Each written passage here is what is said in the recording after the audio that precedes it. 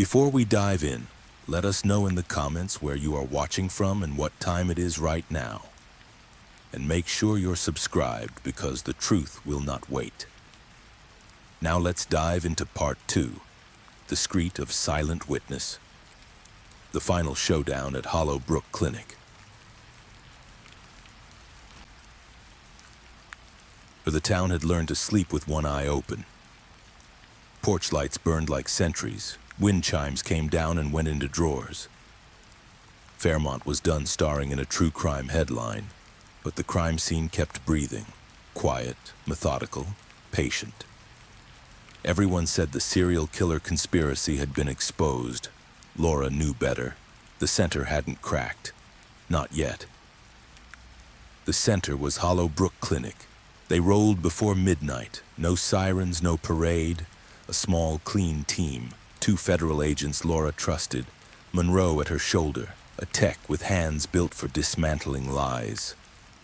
Cross's lawyers had built walls out of procedure and paper. The only way through was proof that bled. "We're not here to make TV," Laura said, voice low. "We're here to end a murder mystery." Monroe checked his radio, right shoulder as always. "We grabbed the core. Servers, Echo-Null boards, anything that still hums at 3:15. We bag Cross if he's stupid enough to be here." "He's smart enough to be close," Laura replied. "Predators like to watch their work." They entered through the side door the janitors used, the same door that had once swallowed a maintenance man with wintergreen breath. Inside, reception sat neat and false. Fish tank burbling, magazine squared, the soundscape playlist stripped to white noise. The brass wind chime over the main door twitched on the HVAC's breath. A polite little sound in a place that had taught terror to sing. A psychological thriller built from airflow. The tech cut power to the lobby chime and handed Laura a nod. They moved down the corridor toward the gray wing access, the service stair yawning like a throat. At the landing, the 4-dot keypad waited, triangle of light. Quick, quick, slow. The door thought about it, then clicked, embarrassed to obey. The gray wing smelled scrubbed, as if guilt could be bleached. The foam-walled booth still held its laminated cards. The analog clock still read 3:15, its hands stuck in ritual. The materials cabinet had been replenished. Fresh tape, gowns, a dozen brass triangles etched 112. 12. The number snagged Laura's breath. If 13 was hanging over the boy's bed an hour ago, then 12 belonged to ghosts. "Record everything," she told the agents. "We need a chain that even a judge can't break." A speaker cracked alive overhead, the voice warm, clinical, pleased, cross. "Detective Kincaid, welcome back. West fell noisy, north fell angry, south fell regretful, east is drama. You've been busy." Monroe lifted his chin, scanning vents, corners, the seam where shadow turned into decisions. "Step out and put your hands where we can see them." "I'm right where you've always found me," Cross said, almost tender. "Between noise and silence." Laura's pulse steadied. Predators practiced poise. "You installed Echo-Null," she said. "You trained children to freeze when the bell tolled. You moved rituals through tunnels under schools and courts. This ends tonight." "Does it?" Cross asked, almost with curiosity. "Or does tonight end you? You've cut the choir, detective, but the hymn doesn't need voices to exist. It lives in listeners." "Not anymore," Laura said. "Our witness speaks." Silence pressed the hall, then a faint click, like a relay deciding. 3 notes rang from far down the gray wing. Quick, quick, slow. The tech cursed under his breath. "Separate power bus, he can still inject sound." Laura felt the old reflex claw at the back of her mind. The instinct to stop, to hold breath, to wait for permission that never saved anyone. She tapped the triangle she carried wrong on purpose, 4 quick, 1 long, and let the ugly human rhythm fill the corridor. "Not your bell," she said aloud, so the recording heard it so the court would hear it later. Mine. Monroe's mouth twitched, a near smile cut from granite. Amen. They cleared rooms, chair, mirror, straps, chair, clock, empty tray. In the third door, a tape machine whirred itself awake and played a child's whisper. Don't tell. Laura shut it off with 2 fingers and kept moving. He's chasing our tempo, she murmured. Make him play defense. At the end of the hall, the heavy door stood closed. The chamber where they'd found files and sermons. The place the conspiracy called heart. The keypad light showed green as if the room wanted them. Laura didn't trust a welcome from a liar. She nodded to the tech. He slid a snake cam under the door. The feed painted a room scrubbed of paper and tape, spotlight dark, table bare, empty, too empty. Trap, Monroe said. Story, Laura corrected. He wants us filming emptiness so he can say we staged everything else? Her phone buzzed. A secure line from the federal site. Claire. Laura put it on speaker. We're good, Claire said, breathless. He's awake. He drew something you need right now. A door behind a door, 2 locks, the triangle pad and a bell you can't see. He wrote 742 again and then crossed it out. He wrote 9, then he wrote 0. 0? Monroe asked. As in, none? 0 as in reset, Claire said. He tapped quick, slow, then tapped nothing. It unlocked in his head. A second line chimed in. Elena. He's remembering layers, the doctor said. Echo-Null has a silent channel. A fail-safe cross could trigger to wipe a ritual or close a space without chimes. If he's panicking, he'll 0 the system. Or lock it forever, Laura said. Thank you. Keep him safe. They cut the latch. No dramatics, just the right tool doing the right job, and eased into the chamber. It still smelled like disinfectant and metal. The shelves were gone, but square shadows on the wall showed where tapes had lived. On the floor, 2 indentations marked where files had weighed wood for years. In the corner, a small box hummed, a UPS power conditioning unit, innocuous as a toaster. The tech cracked it and exhaled. Onboard storage, stripped servers, but he left a core, mirroring node, redundant brain. Laura nodded to the evidence bag. Gentle. That's our story when the microphones try to write a different one. The speaker sighed. Cross again, closer, as if he'd leaned toward his own machine. Do you know why Echo-Null works, Detective? Because people want to be safe more than they want to be brave. A bell is a small price to pay for quiet.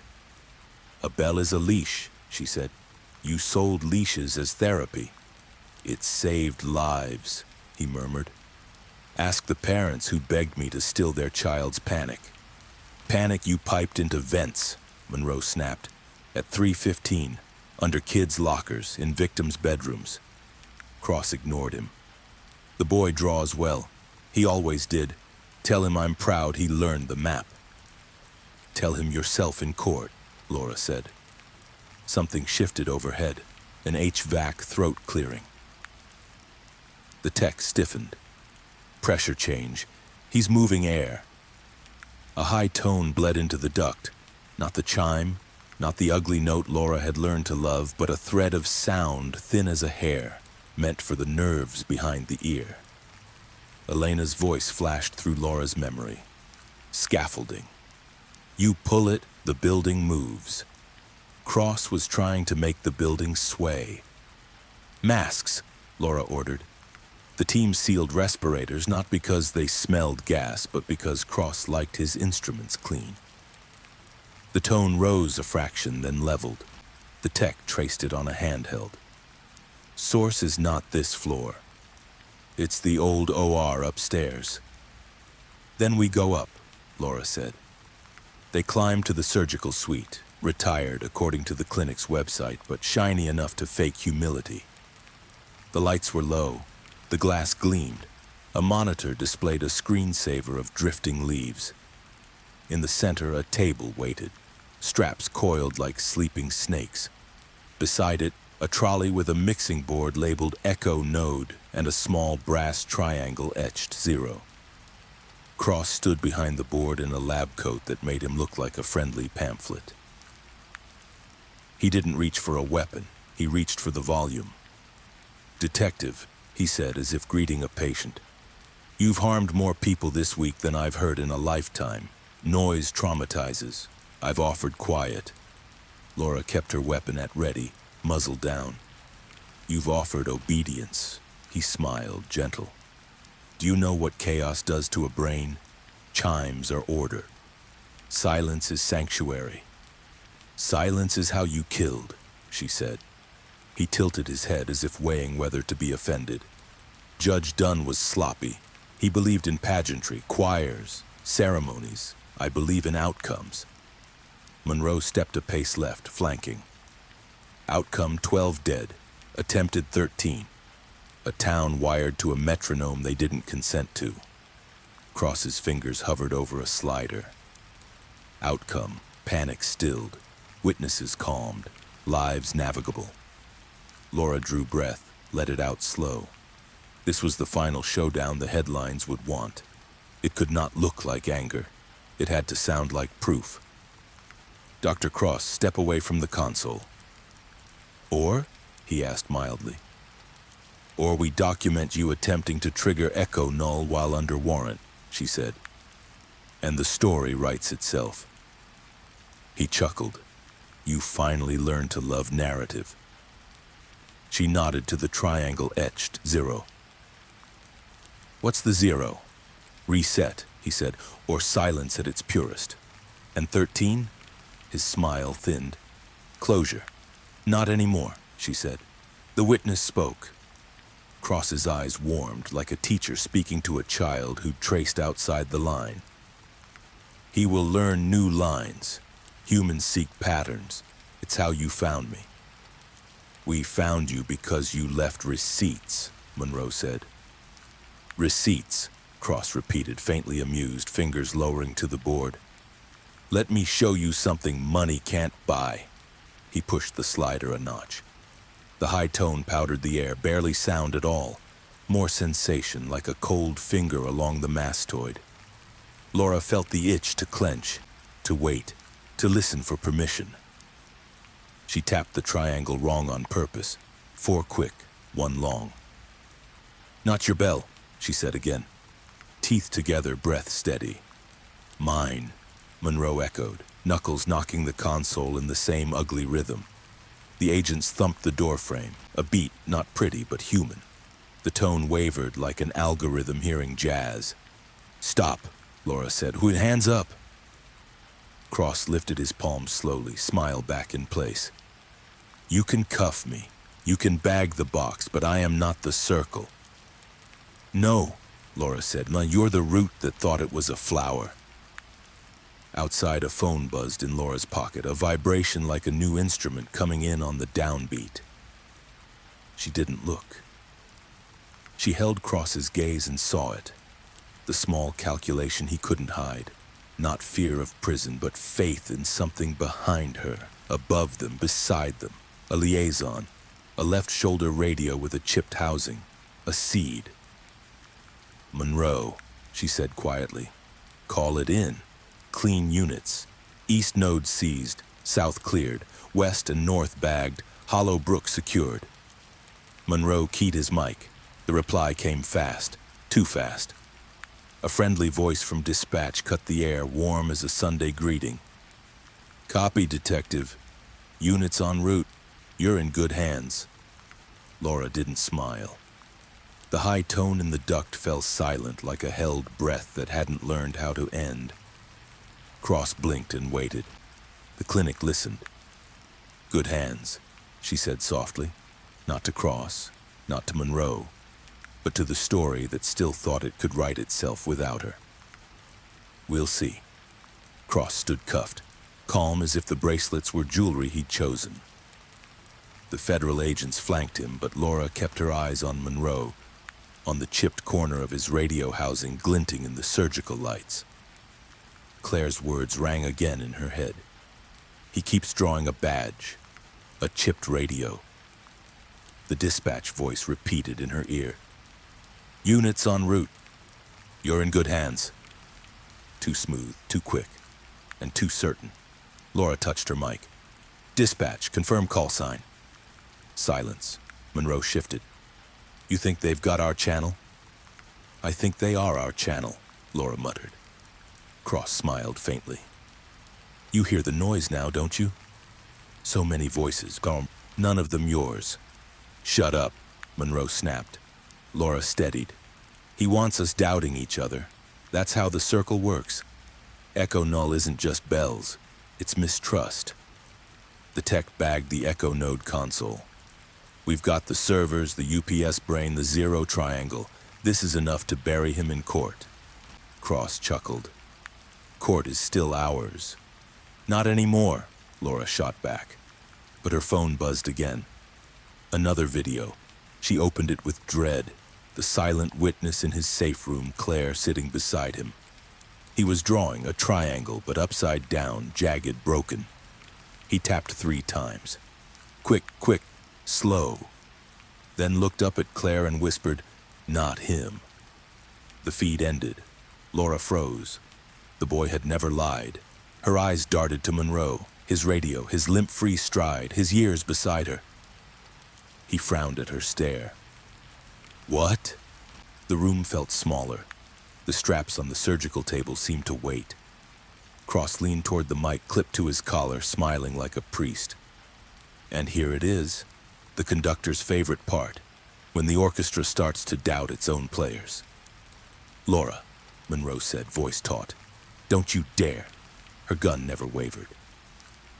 Take off the radio. He stared at her, hurt, angry. After everything? After west, north, south, east? You think it's me? I think the boy saw something, Laura said. Monroe's jaw clenched. Slowly, he unstrapped the radio and let it clatter to the floor.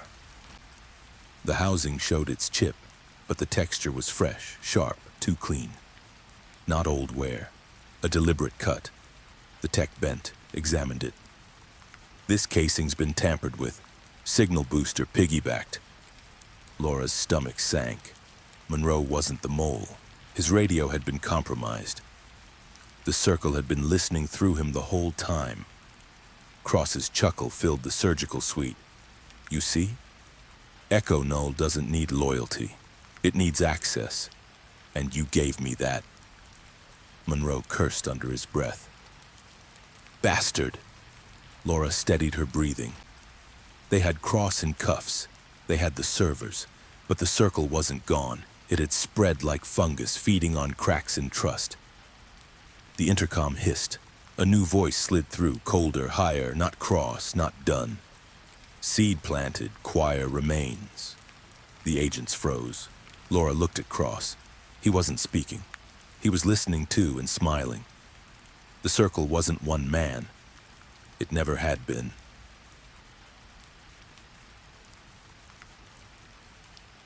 The surgical suite felt like a stage waiting for its climax. Cross cuffed and smiling. Monroe bristling with betrayal that wasn't his. Agents with weapons drawn but nerves frayed. And Laura standing at the center, holding the silence like a blade. The intercom hissed again. The unfamiliar voice slithering through. Seed planted, choir remains. Cut one root, another sings. Cross tilted his head, amused. You see? I was never alone. You've mistaken conductor for composer. Laura's eyes swept the room. Who is it? She demanded. No answer, only 3 notes piping through the duct. Quick, quick, slow. The silent witness's voice echoed in Laura's head. Not him. The boy had cleared Monroe, but someone still moved the hymn forward. The tech's handheld pinged. Signal spike, not coming from Cross's console. It's upstairs, administration wing. Laura nodded. We move. They swept up to the admin floor, weapons low but ready. Offices lined the hall, sterile as a brochure. Motivational posters framed diplomas, neat rows of file cabinets. At the far end, the conference room glowed with low light. A brass triangle hung over the door, etched with 13. Inside, a man stood at the head of the table, tall, silver hair, wearing a county badge on his belt. His radio sat on his left shoulder. The casing was chipped. Captain Harold Miller, the other Miller. Laura froze. The liaison the nurse had described. The shadow nodding in Dunn's tunnel tape. The missing piece. "You," she whispered. Miller smiled thinly. "Detective Kincaid, I told you to build cages. I never said who they were for." Monroe spat. "You son of a—" "Order," Miller interrupted, raising his hands as if presiding over court. "This town begged for it. The world begged for it. Echo-Null was never about murder. It was about control. The deaths, collateral. Noise in the system." Laura's gun steadied. "You conditioned children. You silenced witnesses. You laundered fear into obedience." Miller nodded. "And it worked. People slept through chaos. The boy, he was my proof. A child who could carry terror without screaming. Imagine an entire community that obedient." Cross chuckled from behind her. "Detective, meet the composer." Miller ignored him. He reached into his jacket, not for a weapon, but for a small remote. "The circle doesn't die with me. It's already seated in every school, every courtroom, every broadcast. But you don't need to believe me, you just need to hear." He pressed the button. Every speaker in the clinic screamed 3 notes.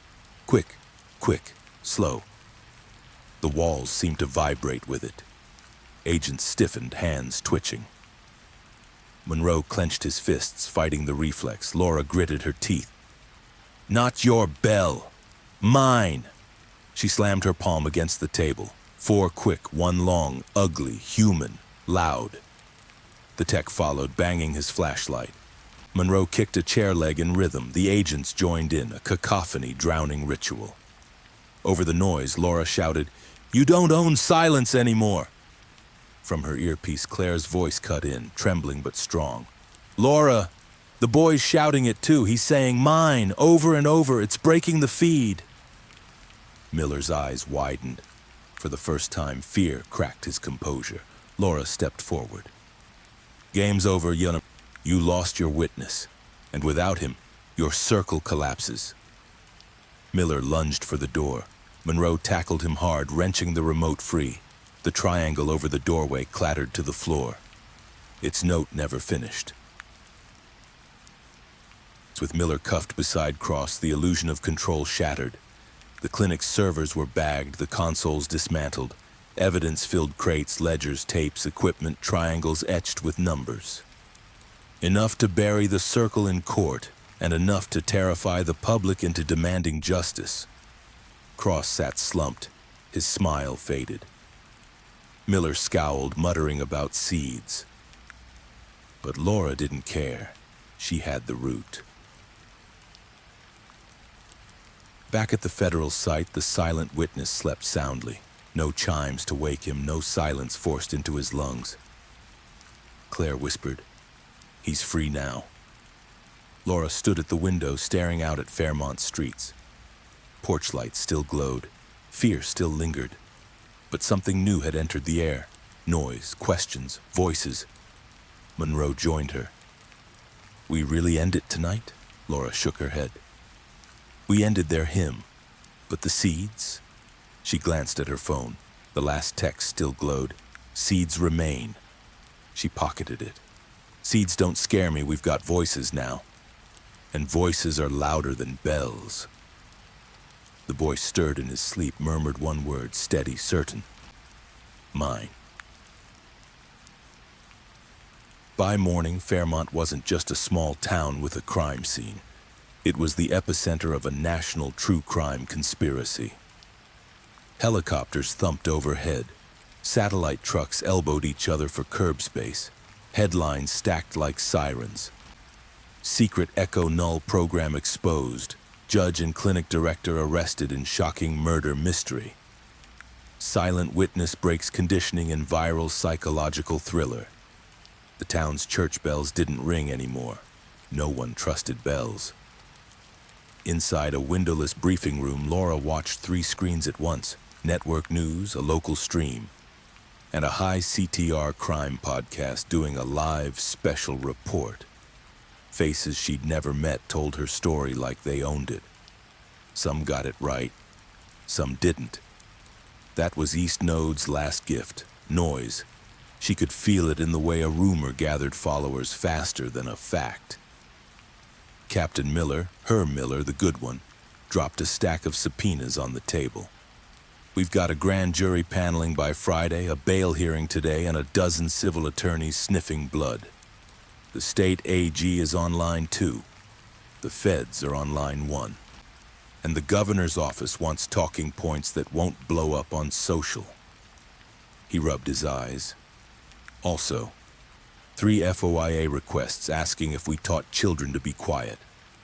We didn't, Laura said. They did. She tapped the evidence ledger. We answer with chain of custody and with names. West, Dunn, South, Cross, North District installs. East, Easton Renewal and their soundscapes. We show the radial deployment map and the tunnels. We show the 315 clocks. We show the brass triangles.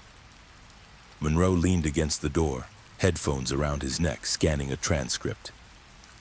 And we show the ledger with X and O. It's not just gruesome, it's proof of intent. The door opened. The assistant DA, Rhea Patel, stepped in, hair clipped back, eyes bright with worry and war. We're going to indict Cross for enterprise corruption, conspiracy to commit aggravated assault, and pending the ME's timeline cross-match, felony murder via orchestrated ritual acts. Dunn gets racketeering and witness tampering stacked high. But the mastermind charge, that lands on Harold Miller. We've got his left shoulder radio in the tunnel tape. We've got the remote from the conference room. And we've got the East Node money trail signed by his liaison stamp. Laura nodded. He'll say it's all public safety on calming technologies. He'll hide behind therapeutic language. Then we don't argue adjectives, Rhea said. We argue effects. 12 dead. 1 child marked pending. Analog clocks set to 3:15. Vent injectors that play 3 chimes into bedrooms. We show a jury what Echo-Null actually did. On screen, a panelist in a cobalt blazer scoffed, "Is this really a serial killer conspiracy or just hysteria?" An anchor countered, "They found a sublevel. They seized tapes marked witness training." The Chiron shouted breaking Echo-Null scandal in a font that made the story feel like a game. Monroe snorted. East Node doesn't need servers anymore. It taught the narrative muscle memory. People hear therapy and stop asking who profits. Rhea flicked a look at Laura. We also have a problem. The defense is moving to suppress the Grey Wing capture. Claims your entry was anticipatory even with the warrant, and that your sound intervention, the 4 quick 1 long, contaminated the scene. Laura's jaw set. It saved my team from a neuroacoustic ambush. It did, Rhea said, and we'll say that. But remember, court isn't a documentary, it's a battlefield with rules. So we nail process, times, logs, who touched which tape when. If we look sloppy, they'll call every horror we found a misinterpretation. Then we won't look sloppy, Laura said. Her phone lit. Claire. He slept, Claire said, wonder in her voice. No chimes in his dreams. He asked for pancakes. He said no bells at breakfast. A fragile laugh. He's drawing less spirals, more dogs. The dog doesn't have a bell anymore. Laura let the warmth land, brief as a match in wind. Keep him inside the federal shield. No windows, no vents that can be piped. We'll video record a trauma-informed deposition so he never sets foot in a courtroom. Claire hesitated. There's something else. He drew a new square in the center of the circle, WNSE around it. In the middle he wrote root, then shaded it lighter than before. He said, "Root is smaller now." "Good," Laura said softly. "We keep shrinking it." The door cracked again. An internal affairs pair slid in with thin smiles and thicker folders. "Detective Kincaid," one said. "We're conducting a review of officer communications during the operation at Hollow Brook. Routine. We'll need your body cam, your radio logs, your phone." "Take the first two," Laura said. "Last one you can read over my shoulder." They didn't smile. When they left, Monroe muttered, "Seeds, like a curse."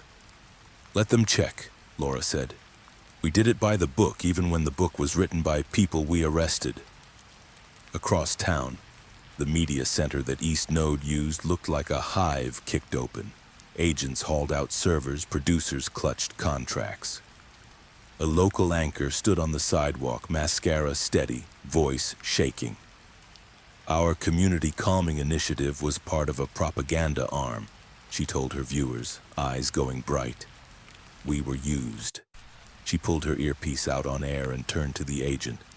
"What do I call it now?" "Call it proof," he said. By midday, the courthouse steps boiled with microphones. Rhea stepped to the bank of cameras and delivered a statement that felt like stitches. "This is not a story about a single monster," she said. "It is a web of lies run through institutions we are meant to trust: law, medicine, schools, media. It is a pattern of control using sound, ritual, and fear. And it ends here." Questions flew. Will the silent witness testify? How many other towns? Was this MK something? Is the sheriff's office complicit? Did you fabricate evidence? Rhea didn't blink. "We will try this case in court, not at a podium," she said. "But we will not hide our chain of custody. We will not hide our map. We will not hide our shame that this happened here." In holding, Cross finally asked for a deal. "I'll give you vendors," he told Rhea through glass. "The sound engineers, the HVAC contractors who hid chime relays in school ceilings. I'll give you Easton's donors who bought soundscapes and got access instead. In exchange, I want medical diversion and a speech about misguided therapy." Rhea didn't blink.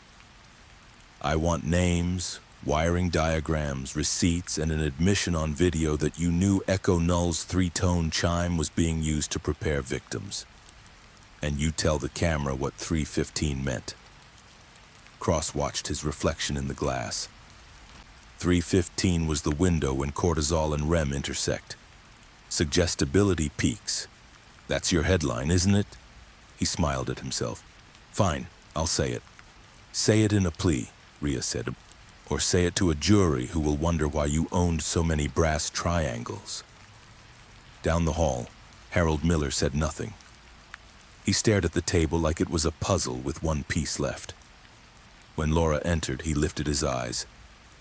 "You think you changed the frequency," he murmured. "You only shifted the key.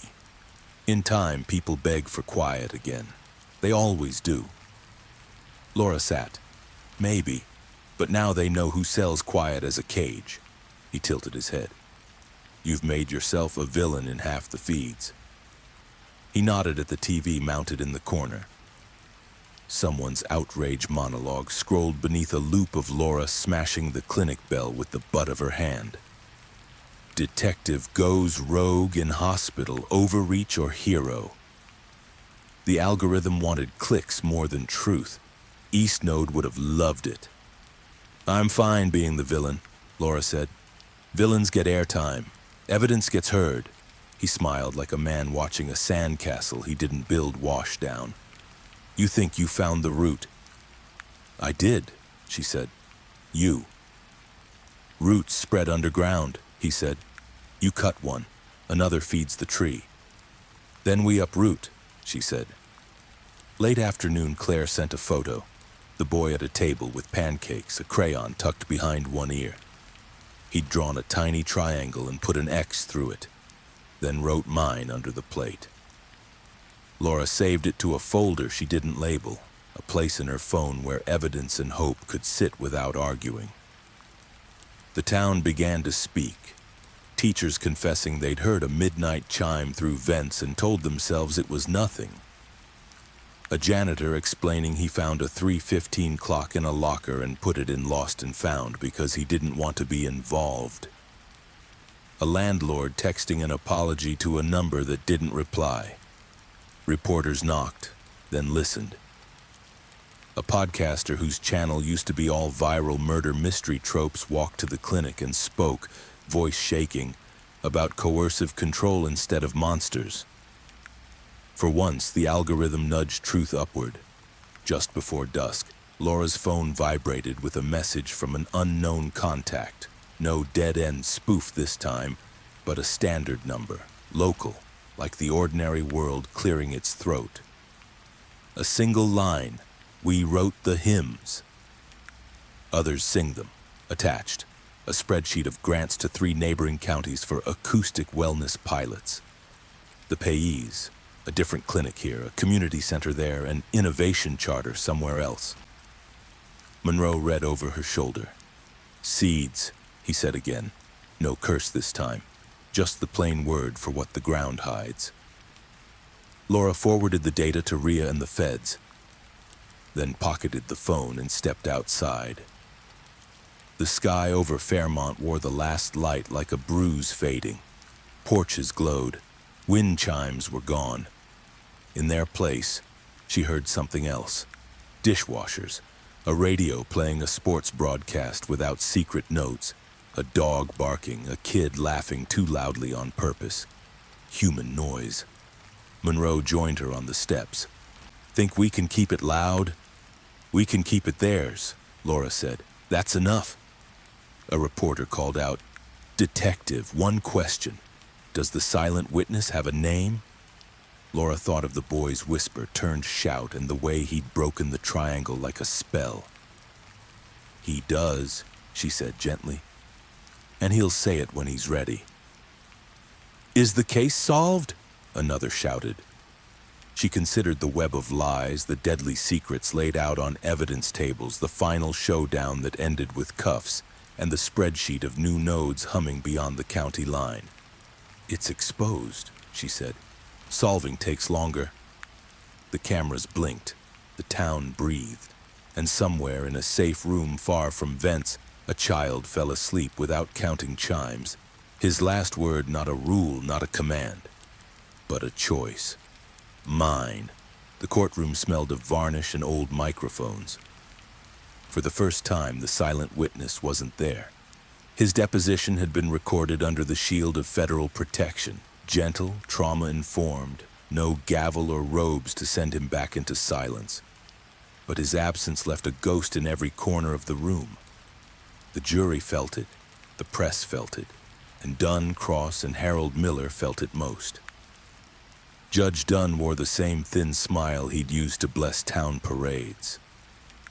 Dr. Cross adjusted his glasses like he still ran the clinic, and Miller sat stiff, as though the cuffs were beneath him, a bureaucrat mistaken for a criminal. They looked ordinary, which was worse. The DA rose.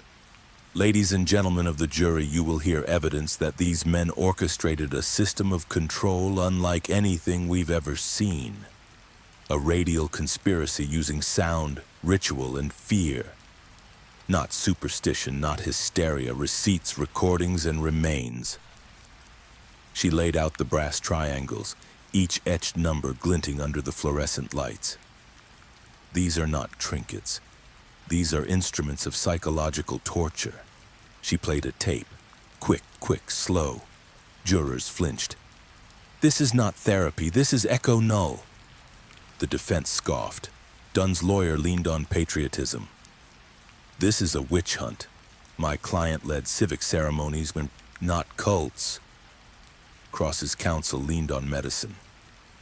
"These were therapeutic experiments misinterpreted by panicked investigators." Miller's attorney leaned on denial. "Public safety measures, preventive tools, no crime, only innovation." But the prosecution stacked proof. Gray wing schematics, showing ducts wired to inject chimes. Locker 742 ledger marking victims' XO like inventory. Echo-Node console with Duns and Crosses fingerprints.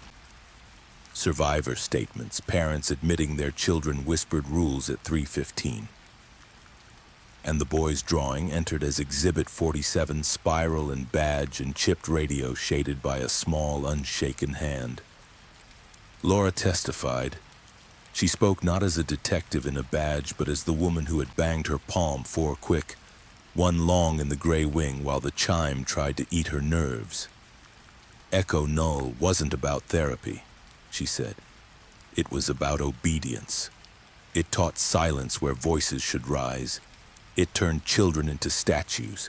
It turned towns into choirs that never questioned who wrote the hymn. Monroe added the tunnels. The tech added the server logs.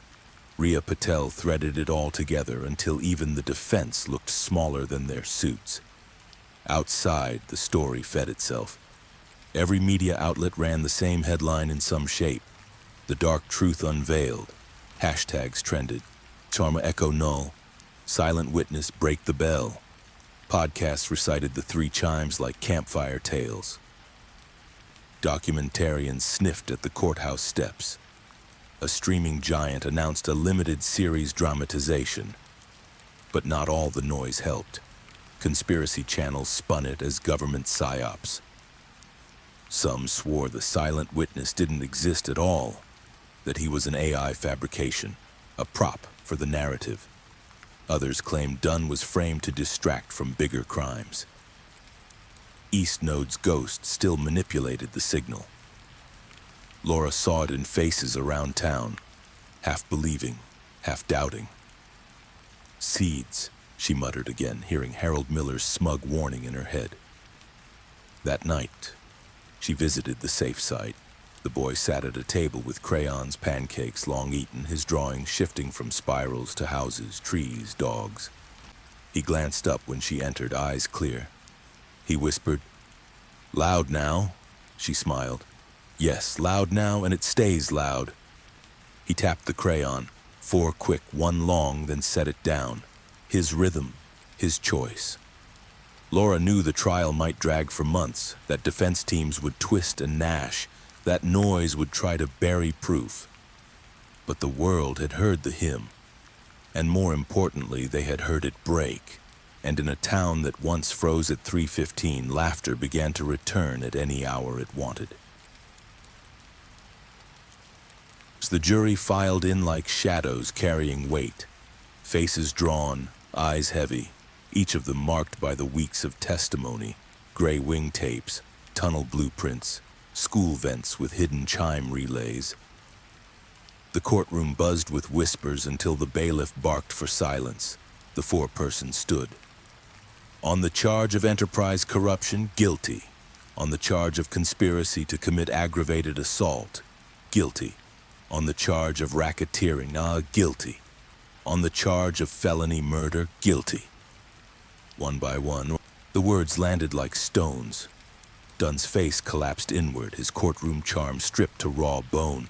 Cross pursed his lips as if judging the verdict's grammar more than its ruin. Harold Miller merely sat straighter, his silver hair catching the light, his eyes saying, "This isn't over." The silent witness wasn't there to hear it. He didn't need to be. His drawings, his whispered mine, his deposition, all had already spoken louder than any bell. Outside, Fairmont erupted. Some cried in relief. Others shouted in anger, not at the guilty, but at the institutions that had harbored them. Parents demanded resignations from school boards that had installed soundscapes. Reporters cornered city officials who signed East-Node contracts without reading. On the courthouse steps, Rhea Patel faced cameras. "Justice does not end with 3 convictions," she said. "Justice continues by asking how power let this happen. Echo-Null was not just a conspiracy, it was an economy, and we will follow every dollar." The crowd roared. Hashtags lit up again. Echo-Null verdict. Silent witness speaks, break the circle. For once, the algorithm bent toward truth instead of distraction. But the victory wasn't clean. Overnight, forums boiled with denial. False flag, mind control hoax. The witness is an actor. East Node's noise had outlived its servers. It thrived in human mouths. Laura scrolled one thread where someone posted a blurry photo of a brass triangle etched 14. The caption read, "The hymn isn't over, the next number is coming." Seeds. Always seeds. The clinic was shuttered, its windows boarded, its name struck from county records. The tunnels were welded shut, every vent traced, every clock seized. Schools tore out sound relays. Churches stripped their annexes bare. At night, the town sounded different. Radios played off-key. Kids shouted in backyards. A dog barked too long. Noise, beautiful human noise. Laura walked the streets sometimes just to hear it. She would stop under a porch light, listen to a dishwasher or a TV through a window, and remind herself, no bells, not tonight.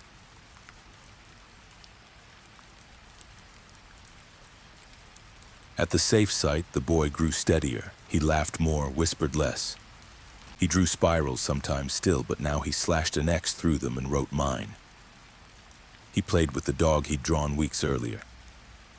One morning he asked Elena for paper. He wrote his name, slowly, shakily, but clear. For the first time, the silent witness became a child with a voice.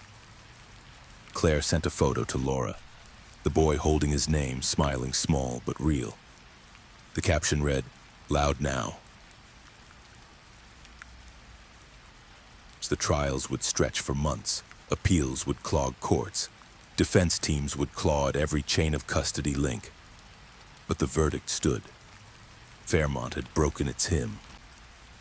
Still, Laura kept her phone close. She knew what Miller had meant when he whispered about roots. Seeds remained. Other counties, other contracts, other vents that hummed at night. But she also knew this. Every time the bell tried to toll, there would be voices to answer back. 4 quick, 1 long. Human rhythm against engineered silence. And in a world that had learned the danger of quiet, that rhythm was louder than fear. The verdict didn't end the story. It only cut off one head of something older, something sprawling. Within a week of Dunn, Cross, and Harold Miller being locked away, reports began arriving from other towns. A teacher in a county 2 hours east found a clock fixed to 3:15 hidden above a ceiling tile. A janitor cleaning a community center west of Fairmont discovered a brass triangle taped behind a vent.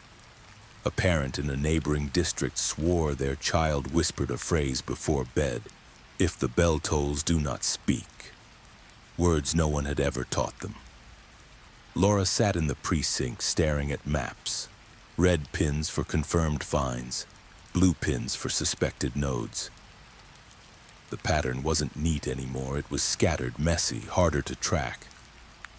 Noise itself had become camouflage. She hated that Harold Miller had been right about one thing. Seeds remained. Monroe leaned on the edge of her desk, coffee in hand. We can't chase every rumor. Half of these are kids repeating internet garbage. The other half, maybe something real. Laura tapped a printout. This isn't rumor. Easton Community Renewal funneled grants into 3 counties. Same vendors, same fake invoices. That's a trail. We follow money first, rumors second. He nodded. And when we get there, we don't wait for bodies this time, she said. We don't wait for spirals on walls. We go in before the hymn starts. The first lead took them north to a small industrial town where a charter school had just installed acoustic wellness labs. The brochures looked too familiar. Calming tones, soundscapes for focus, phrases lifted straight from Cross's pamphlets. They toured the building under cover of a state audit. The labs were bright and sterile, filled with beanbags and white noise machines.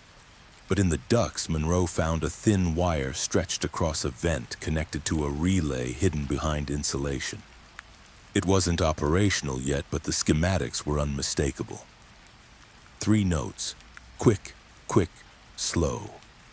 Laura photographed everything. They're planting before harvest, setting nodes for later. The principal smiled politely when she asked about the equipment. A non-profit donated it. Said it helps kids with concentration. Easton Renewal, I think.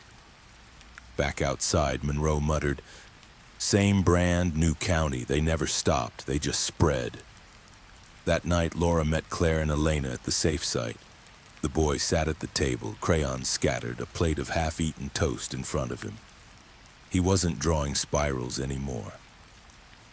He was drawing towns, squares, streets, little boxes labeled with letters. In the margins, he scribbled small triangles with X's through them. Claire whispered, "He's mapping. Places he remembers. Places he heard names." Laura crouched beside him. "Show me." He pointed to one square. "Noise." He tapped another. "Quiet." Then he added a third, shading it dark. "Seed." Elena leaned over, lowering her voice. "He remembers more than we realized. Not just what he saw, but what he overheard." Laura touched the drawing gently. "We'll find them all.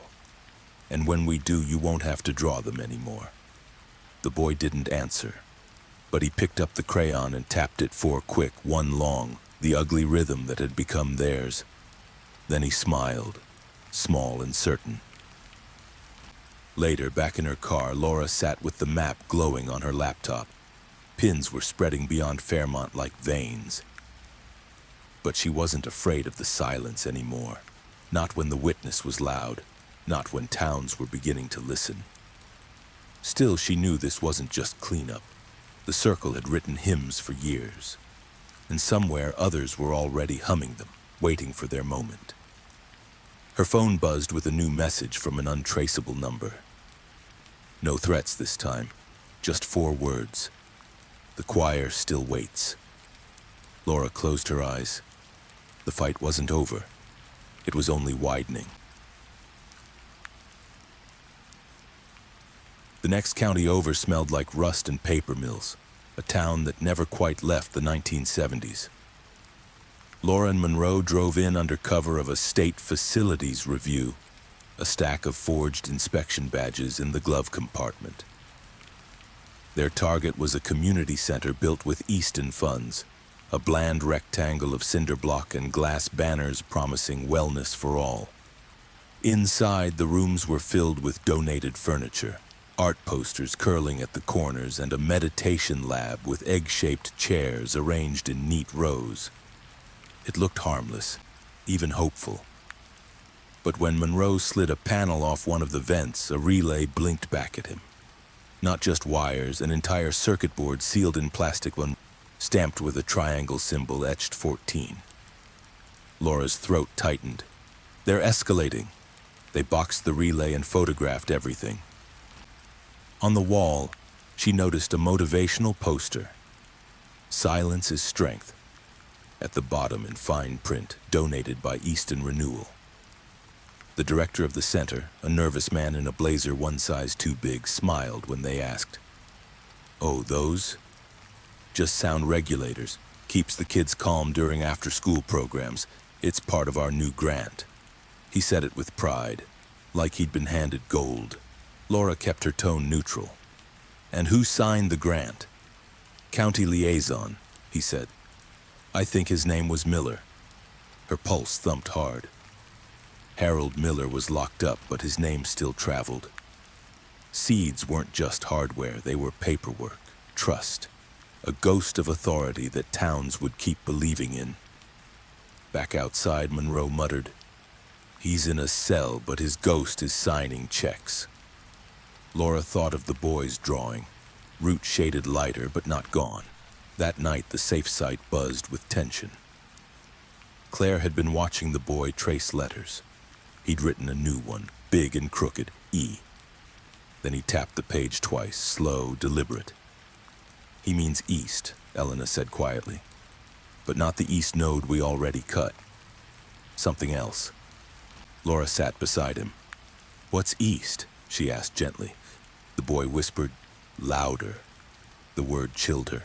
If Fairmont had been the hymn, east might be the broadcast. Within days, their fears confirmed themselves. A regional radio station aired a late-night public service spot. 3 notes slipped beneath the music, quick, quick, slow. A tech monitoring the feed flagged it before most ears even noticed. By morning, recordings went viral. Some laughed it off as conspiracy. Others swore they felt a chill when they heard it. Laura slammed her palm on the desk. They're seeding through media again. Different station, different county, same hymn. Monroe traced the broadcast contract. The station had taken a grant labeled community calming content. The signature on the bottom was another Miller, Harold's cousin, a county clerk, rubber stamping for years. The net was wider than they'd guessed. Not just Harold, not just Dunn or Cross. A family of liars, a network of donors, a culture that had taught people to trust silence. Laura briefed Captain Miller, the good one. "This isn't cleanup anymore, it's a counteroffensive. We cut one relay, they activate another, we seize one console. They broadcast 3 more. He rubbed his temples. "We don't have enough people for this." "We don't need people," Laura said. "We need noise, public, constant, undeniable. The only way to smother Echo-Null is to make sure no one mistakes it for therapy again." The silent witness helped in his own way. He began speaking more. A word here, a phrase there. Sometimes he whispered seed when he saw photos of towns on Laura's laptop. Other times he pointed and said loud, choosing which places felt safe. His instincts became another map. One night he tapped his triangle, 4 quick, 1 long, and said, "Not just here." He pointed at the map, then drew a shaky line out of the county, out of the state. Laura felt the weight of it. Seeds weren't local. The choir wasn't regional. This was bigger. Her phone buzzed again. A new message, cleaner than before, as if whoever sent it no longer cared to hide. Choir expands, 13 was never the end, 14 sings, 15 waits. She closed her eyes. The verdict had been a victory, but the war was only widening. The message sat on Laura's screen like a threat wearing church clothes. Choir expands. 13 was never the end. 14 sings. 15 waits. She stared past the words to the map taped on the wall. Fairmont at the center. Counties radiating out like ripples. Pins multiplying in a way that made the United States look less like a country and more like a circuit board. The old murder mystery had blown out into something bigger. A psychological thriller that was now a logistics problem. Supply chains, transmitters, grants, vendors, frequencies. 15 waits where? Monroe asked, chewing a coffee stick like it owed him money. Somewhere that scales, Laura said. 14 was a community center and a regional radio spot. 15 will be louder, TV, emergency alerts, airport concourses, anywhere people listen without thinking. Claire's voice crackled in from the federal site. "He's drawing," she said low and quick. "Not spirals, antennas. He keeps shading a rectangle with lines coming off it, then writes E again." "East," Laura said, "broadcast." "Wait," Claire added. "He just put a little triangle on top of the rectangle and wrote 15 next to it. Then crossed it out and wrote a circle. He pointed at the circle and said, 'All.'" Laura's mouth went dry. "All is in coverage," she said. "All is in network." Monroe thumped the desk. "A national uplink." The lead arrived in the most boring way possible. An invoice. Easton Community Renewal had paid a media integrator named Chorus Works to calibrate acoustic wellness beds at a downtown innovation studio. The studio sat 3 floors below a telecommunication hub that fed content to a cluster of TV affiliates and streaming radio stations across 5 states. The invoice referenced an equipment code that made tech flinch. CWAL-15. AL-15, he said, eyes tight. Acoustic layer 15. That's a mixing preset. It can ride under speech, under music, under anything. If they push 3 notes through that layer on a live uplink, it replicates everywhere that line flows. Laura's chest hollowed in the clean way fear feels when it stops asking permission. We aren't chasing rumors anymore, she said. We're fighting a broadcast. They moved quiet, not dramatic, no sirens, no SWAT swagger, because the circle thrived on spectacle and they wouldn't feed it. A federal contact called the FCC while Rhea chased an emergency warrant tight enough to make a judge's pen sweat. By evening, Laura and Monroe were in a service elevator rattling up the spine of the hub, badges tucked, tools quiet. The elevator doors opened on a corridor humming with servers and air so cold it felt expensive. The innovation studio looked like a startup's dream. Black walls, track lights, a half circle of microphones, a mixing console with more sliders than a diner's menu. A sign on the wall chirped soundscapes for safer cities, a phrase that would have read as earnest 6 months ago and now felt like a confession. On the console, a soft glow labeled AL-15 pulsed like a heart. Beside it, a little brass triangle rested in a velvet tray, etched 15. The engineer at the board wore a hoodie and the rattled calm of someone who'd convinced themselves they weren't doing anything wrong. We're not broadcasting yet, he said when Laura showed the warrant. It's just a calibration, ambient wellness, city grant. Monroe pointed at the AL-15 glow. Calibrating to what? A tone bed, the engineer said. Barely audible, helps with focus. We got the preset from ChorusWorks. Package deal with their Echo-Null plugins. He winced as he said the brand. Laura kept her voice level. Who's the liaison? The engineer swallowed. H. Miller on the paperwork. He paused. Different Miller than your guy, I think. Harris. No, Harold. But a different Harold. Look, I just push faders. It would have been easy to cuff him, to take the picture that made the morning shows. But this wasn't the villain. He was the vessel.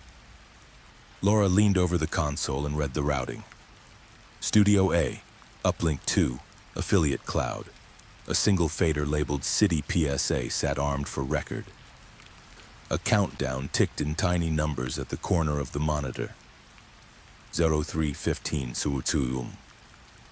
What is that? Monroe asked, already knowing. We do late-night tests when the pipes are clean, the engineer said. 315 is off-peak, less traffic.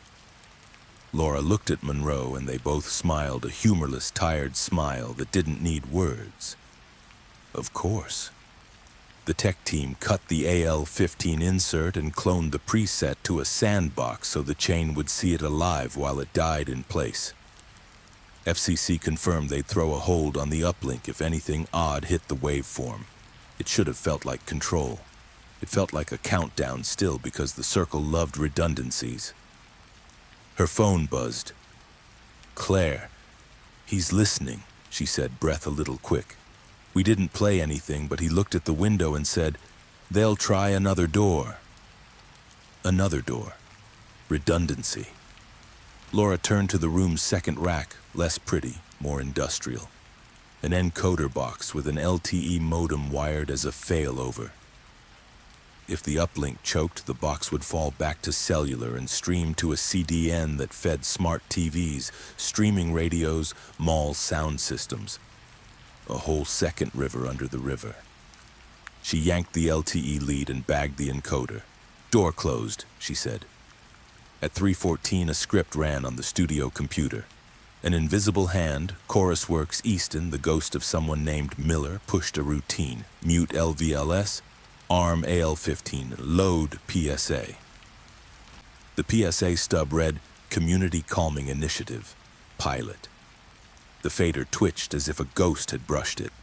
Laura's fingers hovered over the board.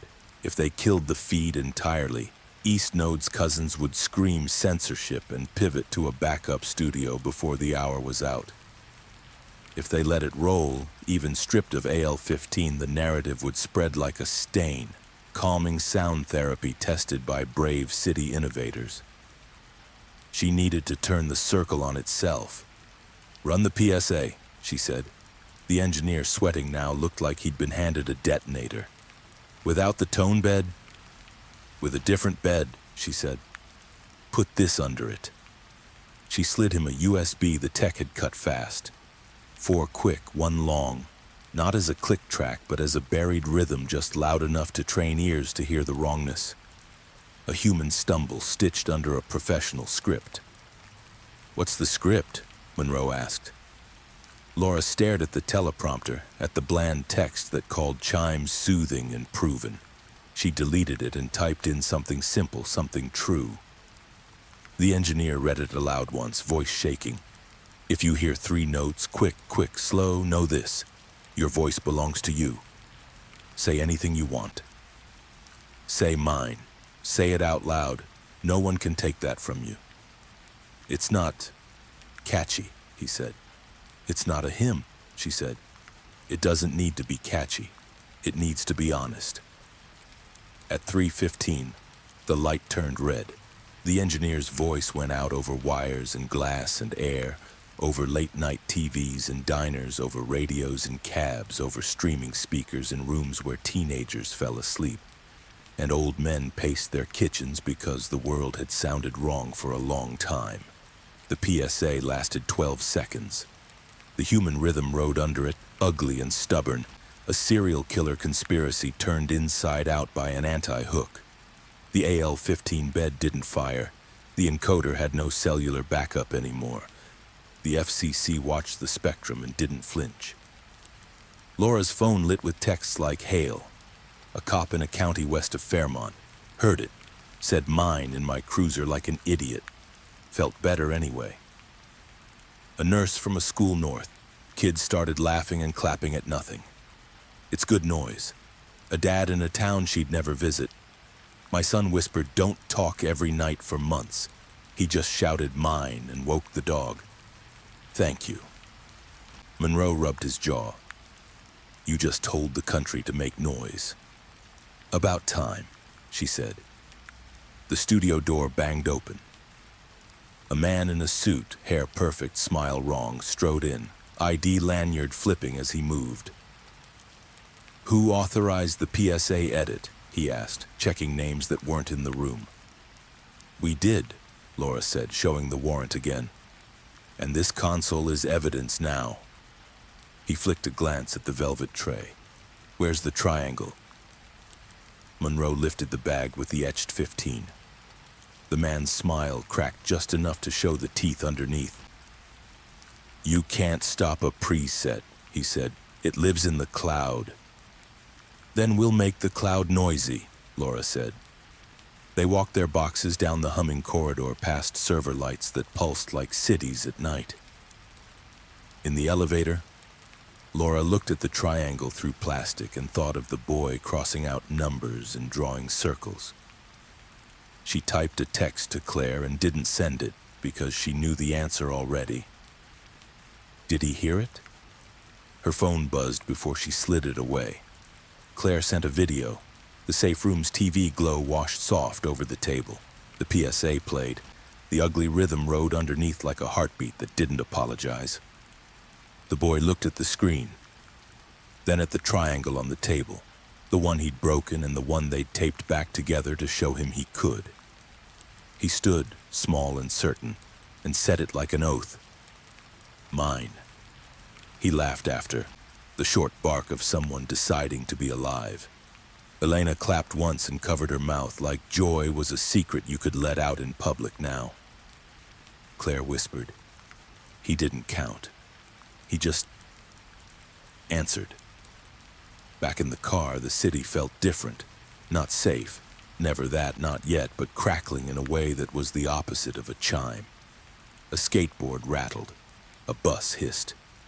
Someone yelled at a lover on a corner and someone else sang off-key in a second-story window. Human error, human tempo, human life. 15 waits, Monroe said, echoing the message that had started the night. Not anymore, Laura answered. 15 learned a new song. Her phone buzzed one more time. The unknown number that loved drama sent a final line. Less sermon than sulk. Seeds scatter. No triangle, no number. Just the truth of things that don't die clean.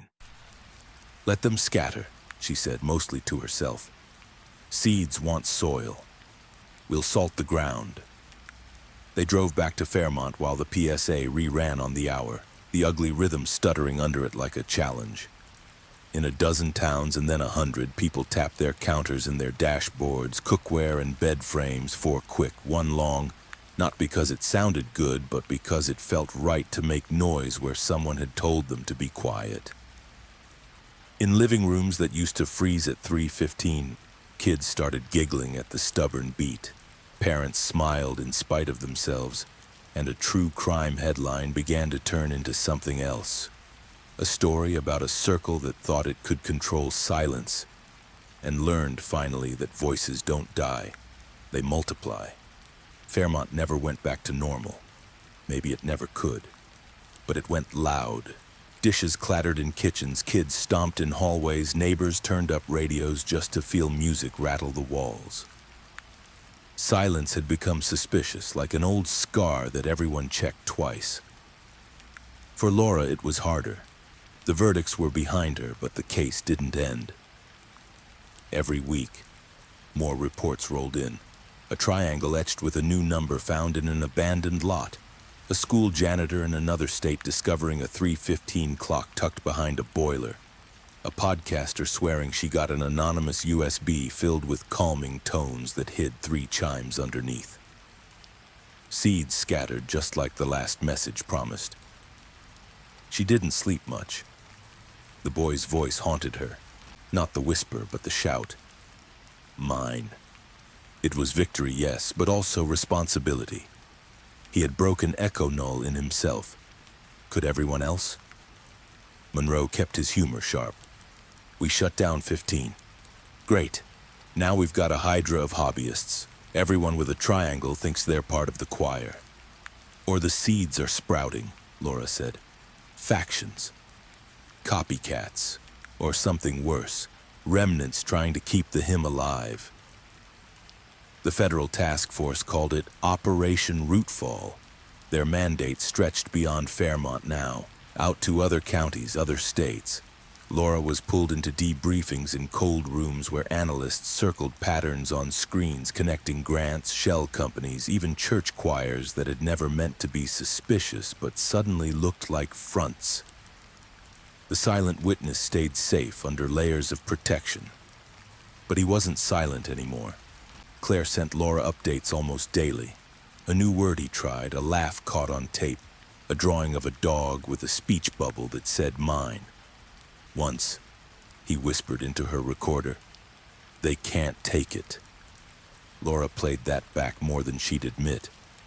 It steadied her in the moments when the noise of doubt grew louder than the victories. One evening, as she walked out of the precinct, her phone buzzed. A new message, untraceable but familiar. 16 learns. Just 2 words, but they chilled her. Not sings, learns, as if the seeds weren't just sprouting but evolving. She lifted her eyes to the horizon. The courthouse dome, the clinic's shuttered shell, the school windows glowing against dusk. Every building looked like a mouth that had once hummed a tune. She wondered how many more towns would have to unlearn the song. Monroe joined her, sipping from a paper cup, eyes on the same skyline. "We started with a murder mystery," he said. "Now it feels like a damn epidemic." Laura nodded. "Not feels is." The night carried sound, laughter from a diner, a car horn, a radio spilling static into a half-tuned song. Ordinary noise. Fragile, human, precious. She whispered into the wind, almost a prayer. "Stay loud." The text, 16 learns, wouldn't leave Laura alone. It sounded less like a threat and more like a product slogan, the kind a glossy deck would hide between stock photos of smiling kids and words like evidence-based and wellness. She pinned the phrase over the task force map, then circled 3 counties that shared something ugly. Easton Renewal grants routed through a shell called 15th Learning Initiative. Monroe skimmed the filings and whistled. They didn't even hide the Roman numerals, 16 as in version 1.6, 16 as in the next brass triangle, 16 as in sophomore homerooms at 3:16 p.m. dismissal. If this turns into a school-wide bell system, I'm gonna break something. It already is, Laura said. Look, state procurement fast-track acoustic regulation modules for learning environments. Same vendor tree as ChorusWorks. Same Echo-Node plugins rebranded as Calm Class 1.6. She pushed a brochure across the desk. The tagline glowed, "Silence is strength in every classroom." Monroe grimaced. "There's your high-volume keyword true crime nightmare." Claire called from the safe site. "He's drawing. Antennas. A rectangle like a whiteboard speaker." He shaded a tiny circle under a desk and wrote E again. Then he tapped 3 times and stopped himself like he remembered the rule is dead. He whispered, "Class bell wrong." Laura felt the click in her chest the way a practiced lock admits the right key. They're pivoting from midnight to afternoon, a learning cadence. They want to capture brains awake. The lead broke in a place that smelled like carpet glue and ambition, a downtown convention center hosting EduFuture Expo. Every booth promised engagement and innovation. In the back row, under a banner that read, Calm Class V1.6, Focus You Can Hear, sales reps in matching polos demoed a 3-note soothing tone that sounded exactly like a crime scene to Laura's ears. The rep smiled when she and Monroe asked for a flyer. Districts love the afternoon reset. 3 gentle chimes to transition from chaos to calm. Evidence-based. Evidence of what? Monroe said. Obedience? The rep blinked.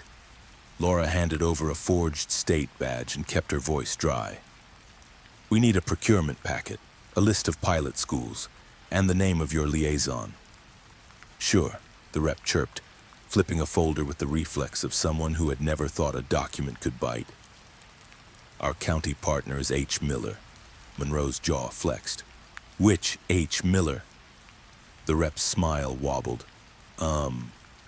Harold, Harris, I just send the packets. These ship tonight, 18 classrooms across 5 districts. We're already pre-calibrated for 3:16 p.m. routine closures. 18, Laura repeated, calm burning at the edges. 16 wasn't a number. It was a phase.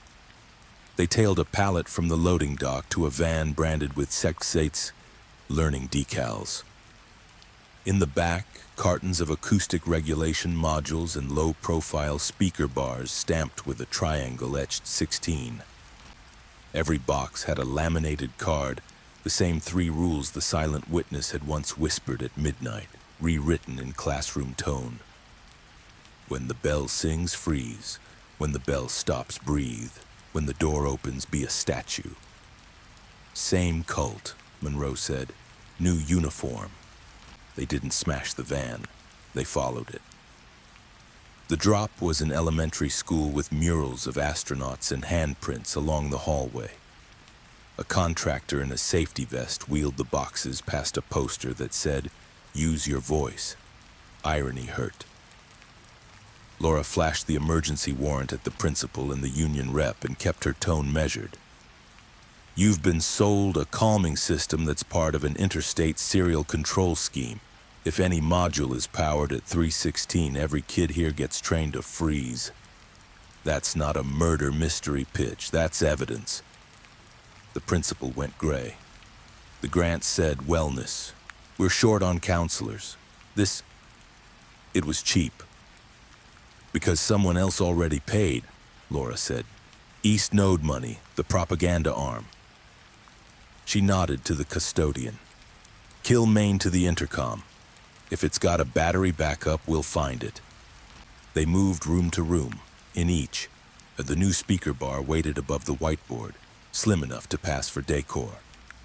In the office, an integration puck hid in the ceiling tile, an Echo-Node cousin sealed in plastic. The tech popped one open.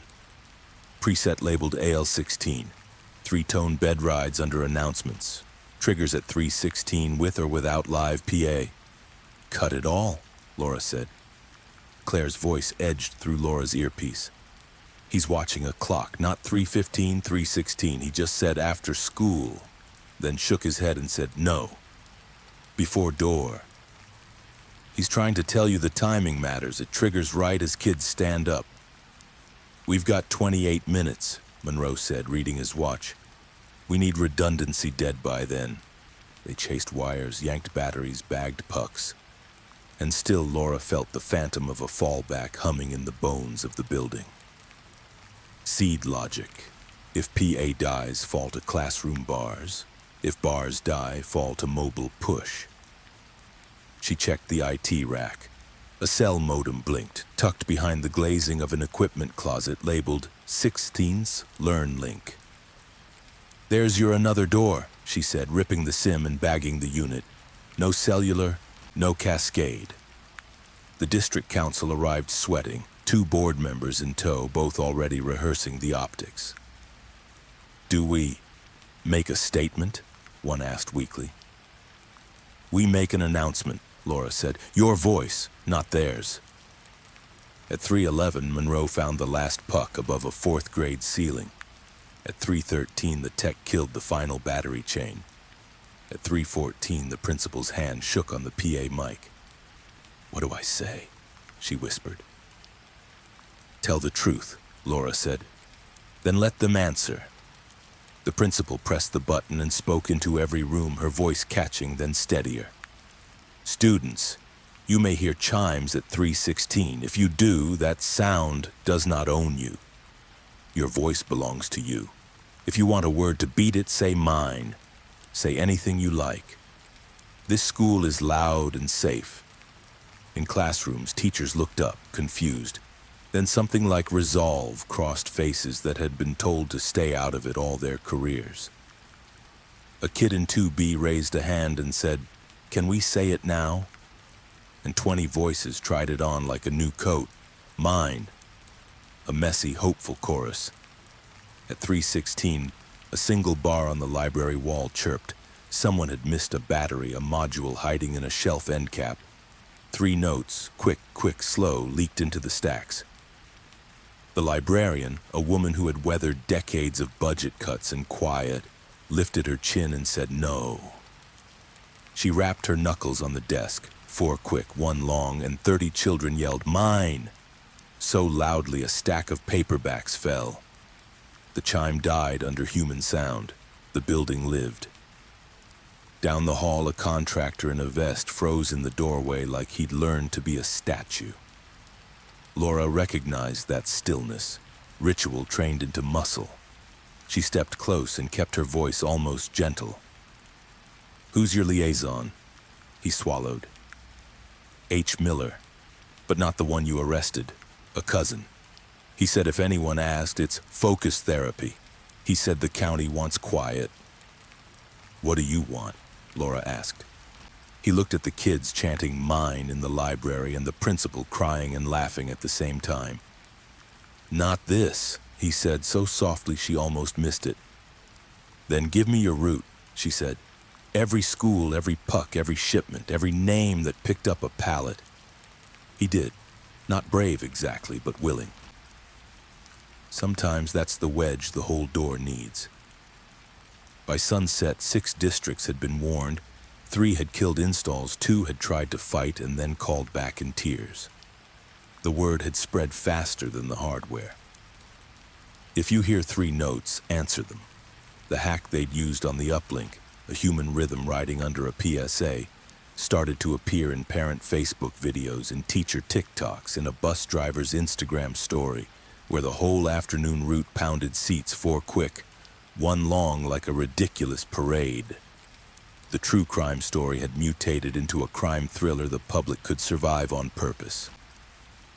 "Shocking twist," Monroe muttered in the car, scrolling a clip of a high school gym roaring "mine" during a fire drill.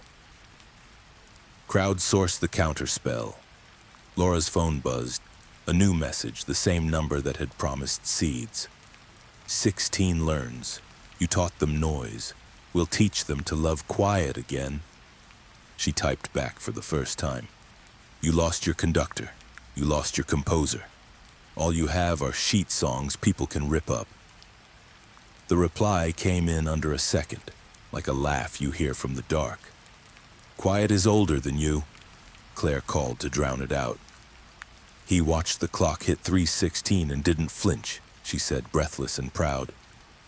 He tapped the ugly rhythm himself and whispered to Elena, "They can't time me." He asked if school kids would get to be loud forever. "They will," Laura said, and believed it for the length of a heartbeat, because they'll know how. They met the van again at the district depot. Inside, under the last layer of cartons, Laura found a ledger. Not the XO kind, but a route plan labeled Learn V1.6. 18 schools, checkboxes for install, bind to AL16, verify 316. And in the corner, the name H. Miller with a different phone number and a newer pen stroke. A family tree of control. Seeds, Monroe said, not angry now, just accurate. Laura bagged the ledger and looked up at the sky going indigo. Church bells didn't ring here. They'd been taken down and boxed after Fairmont. In their place, she heard sneakers on concrete, a whistle from a PE field, a kid dragging a backpack and singing off-key on purpose. Psychological horror had tried to write itself into daily life. Daily life was writing back. Tomorrow, Monroe said, we chase the broadcast nodes again. Malls, airports, anywhere a PA lives. Tomorrow, Laura agreed. Tonight we let this school be loud. As they pulled away, the library windows glowed warm. A kid pressed his face to the glass and made a trumpet with his hands. Behind him, little fists pounded tabletops, 4 quick, 1 long. It was ridiculous. It was beautiful. It was the opposite of a hymn. The message thread pinged one last time. 15 waits, followed by a photo taken too close. A triangle etched 15 snapped in half, edges taped like a bandage, not a threat, a mirror. Good, Laura said to the empty car. Let it wait. The road home hummed with ordinary noise, tires, air, the rattle of a badge on the dash. Far away, other counties would wake to their own palettes and their own choice. This wasn't a case you closed. It was a frequency you kept tuning. And as long as there were hands to knock a human rhythm on a table and voices to claim a single stubborn word, the circle's math failed. No bell could time that. The night after the school raid, Laura sat in her kitchen with maps spread across the table, pins pushing into states she hadn't set foot in. What began as one clinic, one courthouse, one town, had sprawled into a lattice of grants, fake wellness programs, and sound systems waiting to hum. She thought of it less as a circle now and more as a choir without a conductor, each node improvising but still following the old hymn. Her phone buzzed with a call from Rhea Patel. The DOJ wants to fold Operation Rootfall into a federal task force, she said. Cybercrime, public safety, even Homeland is sniffing. They're treating it like infrastructure sabotage, not just a cult. That's good news. It means resources. And bad news? Laura asked. Rhea sighed. It means politics. Once the acronym agencies get involved, everyone wants ownership. They'll care about the terrorism optics more than the kids with spirals in their notebooks. Laura stared at the boy's latest drawing tacked to her fridge. A dog chasing a ball. No spirals, no triangles. We can't let them turn this into another buzzword case. It's not terrorism, it's a disease. It spreads different. Then keep your seat at the table, Rhea said. Loudly. Monroe arrived half an hour later, tossing a stack of printouts onto the counter. 16 was just a phase. 17's already seated. Laura's chest tightened. Where? He tapped a flyer. Harmony Air, the future of travel wellness. A promo for airports installing acoustic transition tones to calm boarding passengers. Same triangle logo, subtle in the corner, this time etched 17. They're scaling up, Monroe said. From classrooms to concourses, a captive audience with nowhere to walk off the chime. Laura imagined thousands of travelers hearing 3 notes under the boarding call, frozen in place for just a breath. Enough to disorient, to condition. The thought made her skin crawl. Claire called from the safe site. Her voice carried the tremor of excitement and fear. He drew planes today. Big wings, little dots for windows. Then he crossed one out and wrote, "Not safe." When I asked why, he said, "Bell flies too." Airports, Laura whispered. The next day, they walked the glossy corridors of a regional hub under federal escort. Harmony Air banners fluttered above check-in desks, smiling stock photos promising stress-free travel. Contractors in vests wheeled slim speaker pylons toward gates. Laura peeled back one carton and found a brass triangle taped inside, etched 17. The rep beamed when asked. "Oh, it's just branding, little Easter eggs for the installers. The tones are FAA approved, I promise." But the calibration file on the laptop said otherwise. AL-17, boarding transition. 3 chimes, 8 kHz bed. Laura turned to Monroe. "If this goes live, it's not just kids in classrooms, it's adults in transit, travelers conditioned at scale, a country taught to freeze on command." Monroe muttered, "That's not a hymn, that's a national anthem." They pulled the plug before boarding began, but the larger fear settled deep. If 17 was airports, 18 could be anywhere. Emergency alert systems, smart speakers, even city sirens. Seeds scattered, growing in places where noise was supposed to protect. That night, Laura drove past the clinic one last time. The windows were dark, the doors welded shut, but she still felt the weight of what had started there. One town's secret had become a blueprint, and now the blueprints had gone global. Her phone buzzed with a new message, just 3 words this time. 18 waits overseas. Laura exhaled. The circle was no longer a circle, it was a contagion. But Fairmont had taught her something the seeds hadn't learned yet. Once people knew the hymn, they could also learn the countersong. 4 quick, 1 long, ugly human louder than silence. She whispered into the night, not a plea, but a promise. "We'll stay loud." Con the message, 18 waits overseas, didn't feel like a taunt so much as an itinerary. Laura printed it anyway and pinned it beside the map, a single slip of paper that made the United States look suddenly too small. What they'd fought in Fairmont had become a franchise. You didn't need a conductor when you had a kit and a script. Rhea looped her in on a cross-border call that sounded like a chess match played over bad speakers. DOJ, FCC, a Europol liaison, an ICAO safety rep, a cybersecurity unit from the UK, and an Interpol coordinator who kept saying harmonized response like it could save anyone. Voices piled up. Authority overlapped until it felt like no one was driving. When they finally let the detective speak, Laura kept it simple. "You're looking for 3 things. Brass triangles with etched numbers, audio presets labeled AL plus a phase, and paperwork that says acoustic wellness or transition tones. If you find any 2, the 3rd is already in the building." A British voice, clipped and steady, cut in. "Detective Kincaid, this is DI Sarah Malik, counter-harmonics at the Met. We've had odd chime reports on the tube, 3 notes tucked under service announcements." Thought it was a rogue engineer with a sense of humor. Now I'm less amused. "Does it hit at a fixed minute?" Laura asked. "Peak interchange, 1516, Malik said.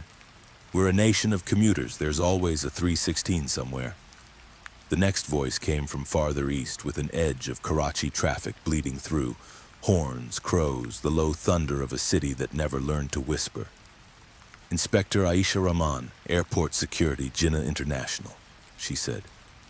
We intercepted a pallet from a Harmony Air subcontractor, speaker pylons in a small velvet tray with a brass charm etched 17. We chalked it up to kitsch. Now my palms itch. 17 is airports, Laura said. They're on your concourses because you can't walk away at a gate. And 18? Rahman asked. Laura stared at the pinboard. 18 learns overseas, she said, borrowing the enemy's grammar. My guess? Malls, metros, anywhere a city pretends to be a lullaby. Claire's call came through on a secure line, softening Laura's voice a notch. He drew a world, Claire said, wonder threaded with worry. Not perfect, not to scale, but oceans and little antennae clusters. He put circles on 5 cities and crossed one out. Which one? Laura asked. The one with the Ferris wheel, Claire said. I think he means London. He whispered, Bell in tunnels. Then he tapped our ugly rhythm and said, not theirs. He's trying to warn your new friends. Laura relayed it to Malik, who made a sound like a laugh with no humor in it. We'll go under, the inspector said. And if your rhythm ruins a press conference, you can blame me. Flights chewed time into pieces. Laura and Monroe split the globe because there's never enough of you when the story goes wide. He took the Harmony Air hub in Dubai with a federal team and a warrant translated into 3 languages by people who'd never heard the Grey Wing sing. Laura flew east, then west, then east again, mirroring the way the seeds scattered. Jet lag made everything sound like static. The world hums when you're that tired. You have to decide which notes to believe. London felt like a city built to swallow secrets and spit out timetables. In a cavern below King's Cross, the air trembled with announcements and the tide of feet. Malik met Laura on a service platform painted a color that had once been cheerful. We've ghosted a contractor, Malik said, handing over a badge that would get them 5 doors in. Chorus Works resold through a local outfit called Hushline. You'd think villains would choose names that didn't confess.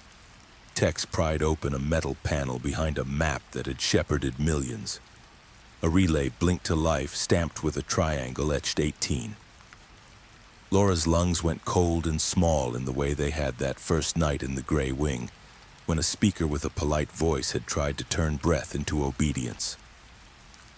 AL-18, the tech murmured, reading the silk screen. Transit blend. High-frequency bed. The station's PA coughed a test tone 2 platforms over. 3 notes tried to smuggle themselves under a service notice about delays. Malik's jaw clenched. We cut it here, she said. But the feed might be distributed to a dozen interchanges. Then you don't kill the trains, Laura said. You teach the passengers the answer. Your ugly rhythm, Malik said, dry. We're British. We invented ugly rhythms. They pushed a public advisory that sounded like a dare. If you hear 3 notes, quick, quick, slow, answer with your own beat. Tap a rail, a seat back, your chest. Say mine.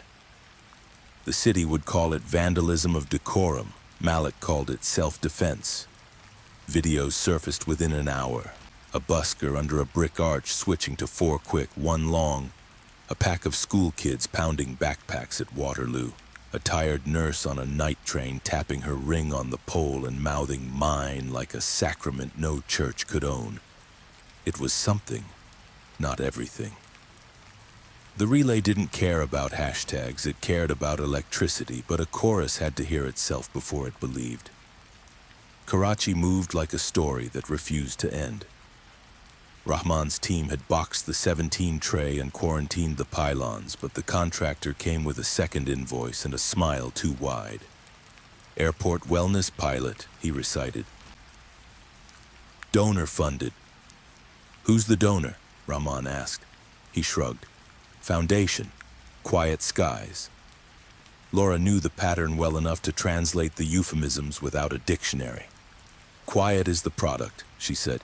Skies is the market. They opened one pylon. Inside sat an encoder with a familiar gut. Cellular failover. A slot for a SIM. A preset card that said AL-17 and in tiny letters, AL-18 ready. Ready for what? The city beyond the concourse. If they owned a gate, they could walk their hymn into every taxi queue, every escalator, every mall that whispered air conditioning like a promise. Rahman's laugh this time did have humor in it, bitter and bright. They never met our bazaars, she said. Nothing in this city is quiet long enough to tune. Then harness the noise, Laura said. Make your ugly rhythm a market day. They tested one pylon in a sealed hangar just to see the ghost in its eye. The 3 notes snapped clean in the cold space. For a breath, everyone in the room felt their bodies consider obedience. Rahman broke it with a palm on metal, 4 quick, 1 long, and the crew joined, a stupid little storm of hands and keys and boots. The chime jittered into an echo and died. No magic, just physics and refusal. Across a different sea, Monroe walked under a dome where air-conditioned silence was a product. He flagged a Harmony Air engineer in a pristine vest, who recited the script about stress reduction while the preset behind him winked AL-17 in a font that pretended to be harmless. You're late, the engineer said when the warrants landed. We signed this 6 months ago. This is what modernization looks like. That's what control looks like, Monroe said, tapping the mixer with a knuckle and not caring who winced at the noise. He bagged the brass triangle etched 17 and a second tray etched 18, because the future always ships early. Between time zones, Laura's phone learned to be an oracle. Messages arrived out of sequence, all cause and effect taking turns like children at a slide. Claire sent a clip of the boy tracing a route along a paper globe and whispering names of cities he couldn't possibly know except that the chime had once parked in his skull. He said mine between them like a drum beat. Elena's voice narrated off camera, steady as a metronome that belonged to a person, not a program. At 15:16 in London, a station agent froze for a breath, then knocked on a turnstile until it sounded like a heart. At 3:16 in Karachi's departure hall, a toddler shouted mine for no reason except that her mother had said it first. At a gate in Dubai, Monroe watched a departure board blink, felt the 3-note test ride under a sweep announcement, and saw a janitor shake his head and whack his mop handle on the tile 4 times and then once longer. An accident that wasn't. Saira Malik sent a text that made Laura grin into a grim airport dawn. Your ugly rhythm is trending. Bloody miracle. Rahman followed with a voice note of honking cars and a man laughing while he pounded his steering wheel. Mine, yar! The conspiracy adapted because it was good at that. It was built to live wherever people wanted order more than courage. A streaming platform pushed a Mindful Minutes feature with a polite tone under morning news. A luxury mall announced soothing cues at close. A hospital chain's donor newsletter praised Echo Care. The names changed. The beds stayed the same. Laura learned to answer 2 questions with the same breath. What do we seize, and who do we teach? She wanted to arrest the world and instead had to educate it. That stung in the places she kept armor. But every clip of a kid choosing noise over the chime shaved the edge of it. In a quiet moment in a loud city, she stood under a sky too hazy for stars and listened to the layers, tires, fans, voices. Somewhere, a thin speaker tried 3 notes like a pickpocket trying a zipper. A second later, a shopkeeper rapped his counter and shouted something she didn't understand and didn't need to, meaning travels without passports. Her phone buzzed again. That same untraceable number that had once sounded like a god, and now sounded like a man in a cheap room. 18 sings tonight. A photo followed, a velvet tray, triangle etched 18, placed on a tiled floor that could have belonged to any metro in any city. The caption, "Mind the gap."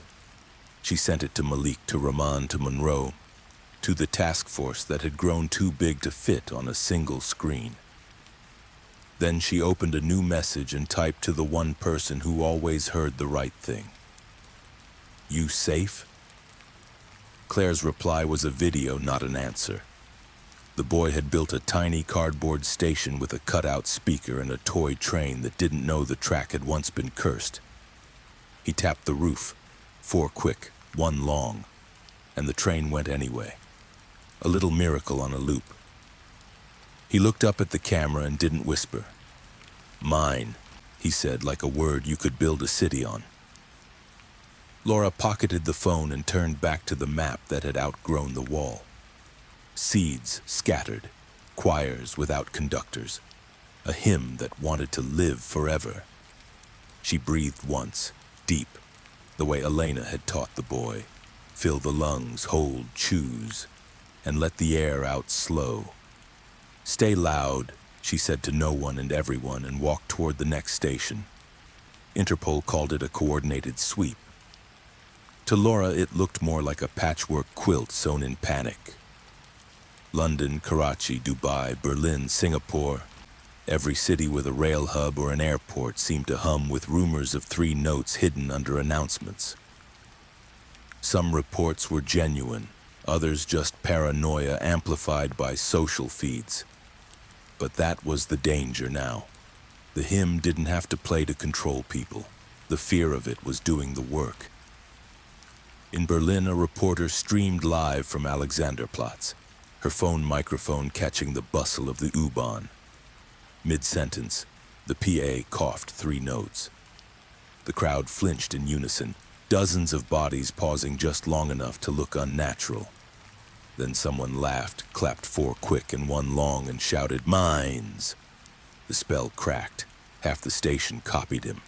The feed went viral in minutes, proof that the ugly rhythm could spread faster than the hymn itself.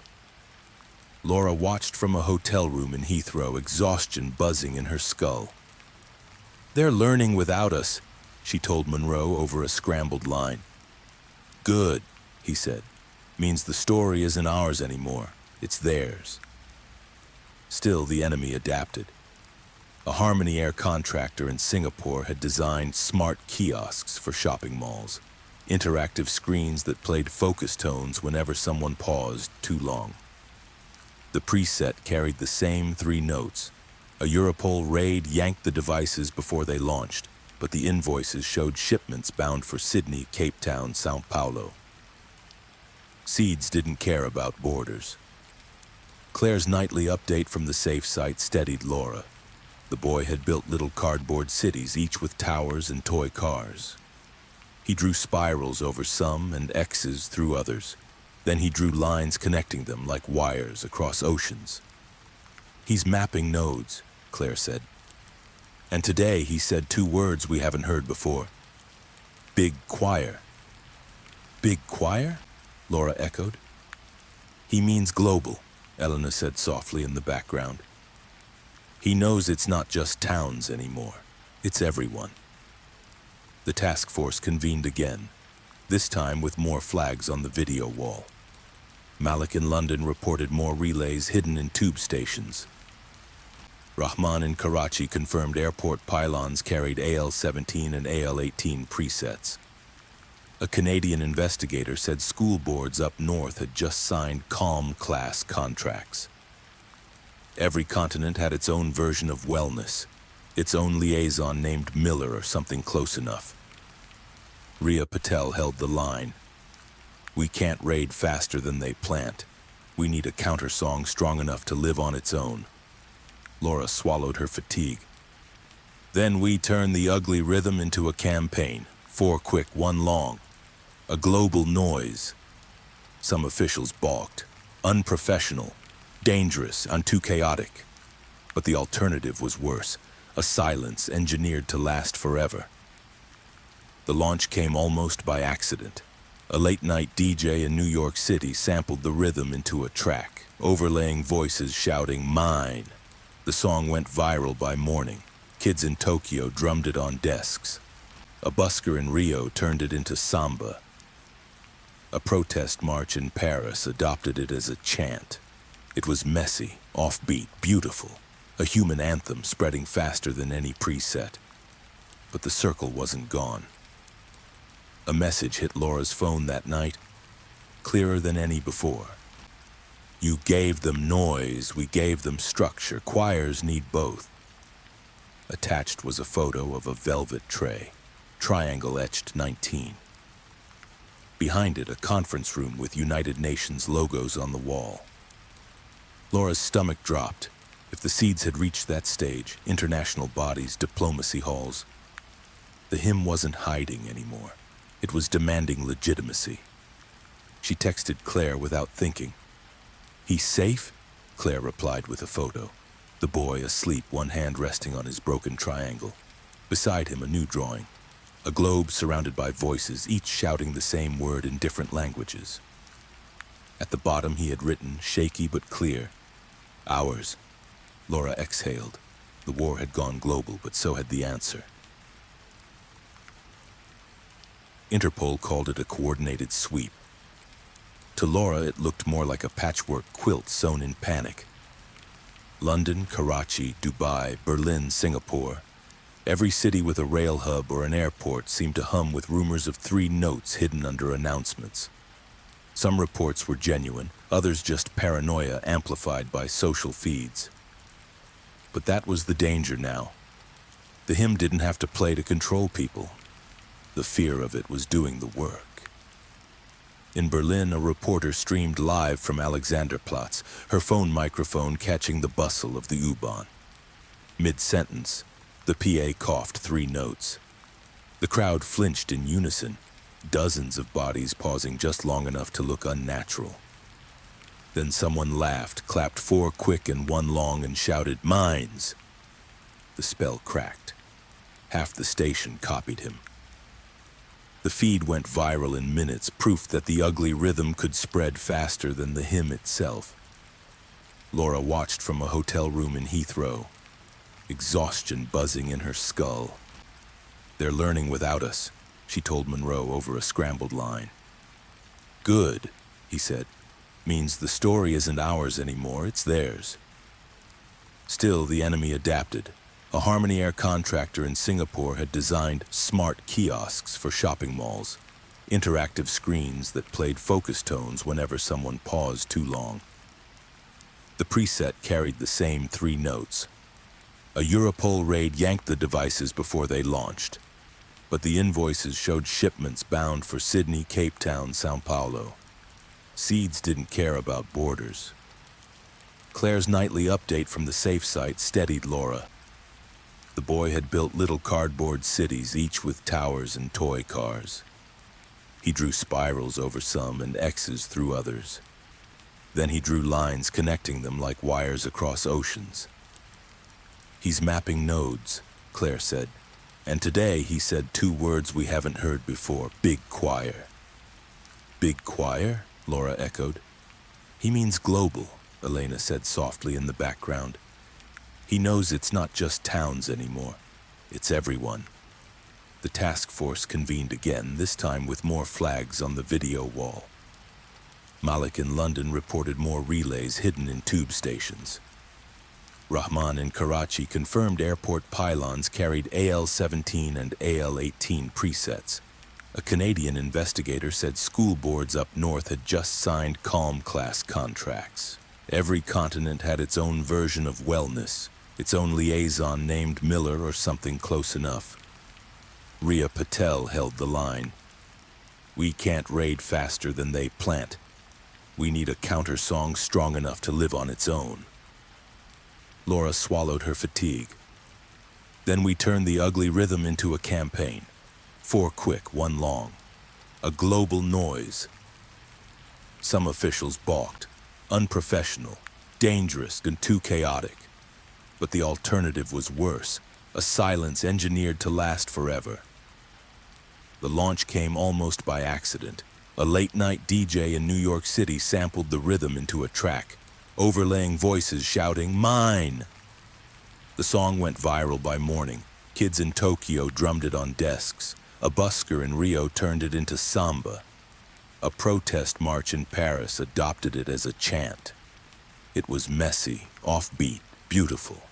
A human anthem spreading faster than any preset. But the circle wasn't gone.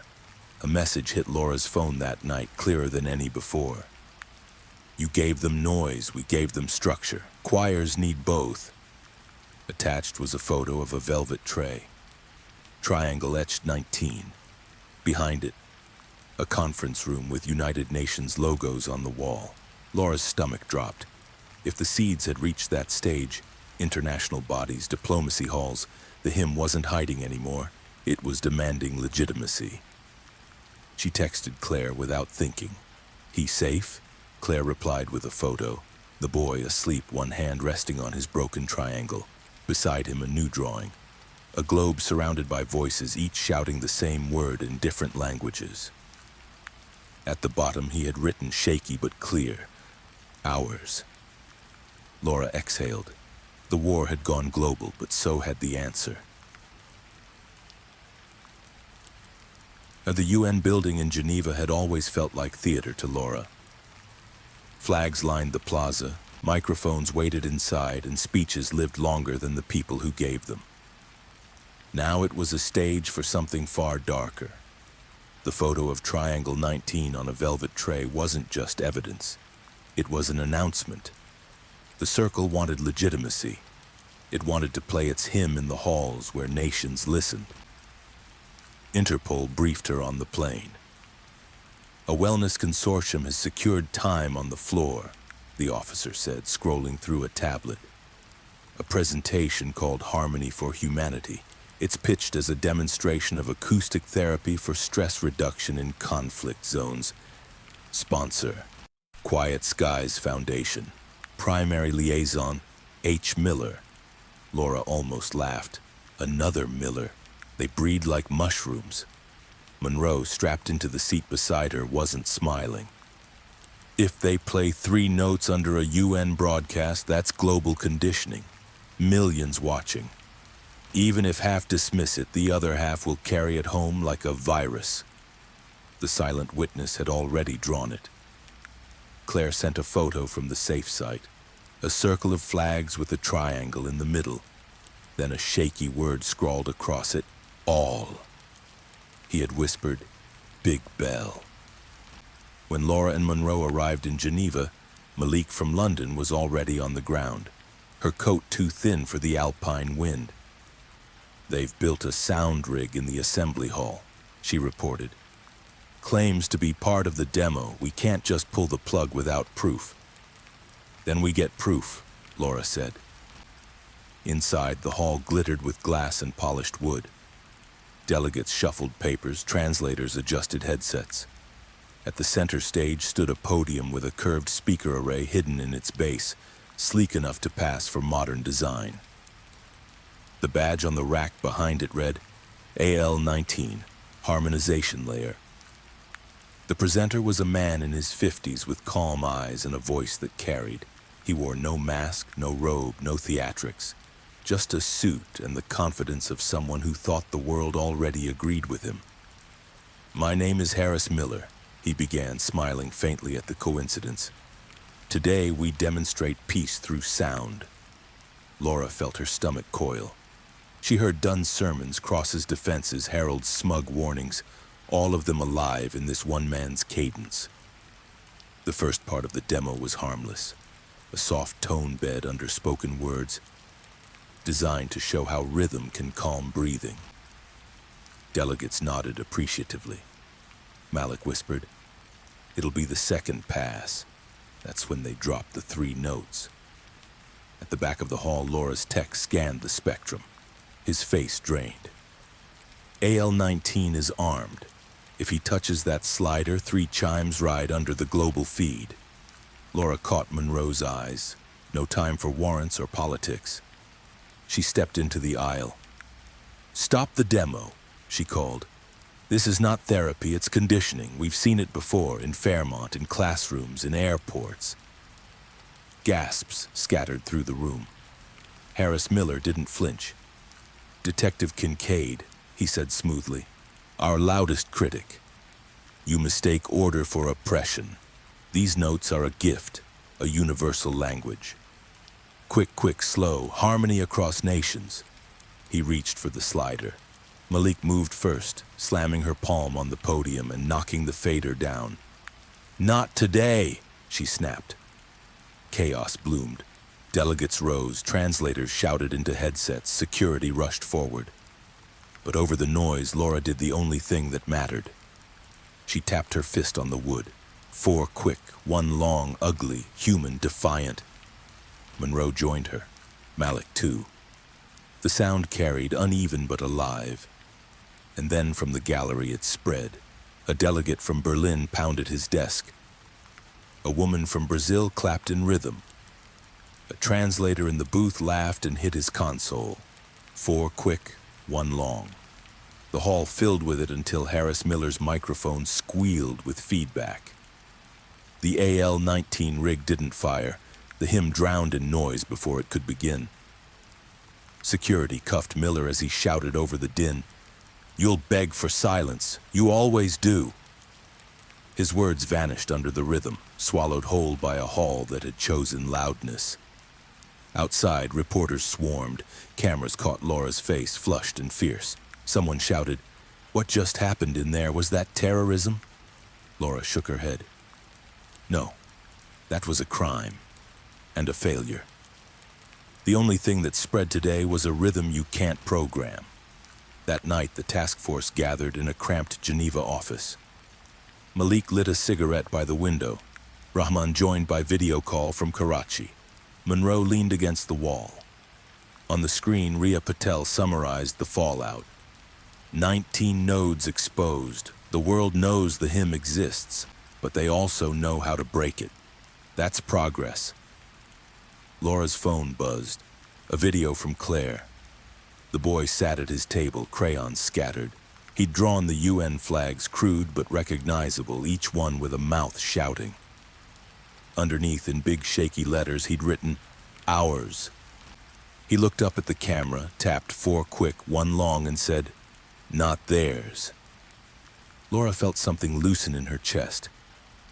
For the first time, the fight didn't feel like chasing ghosts. It felt like building something louder than them. Still, the messages didn't stop. Minutes later, another arrived. Just 2 words. 20 waits.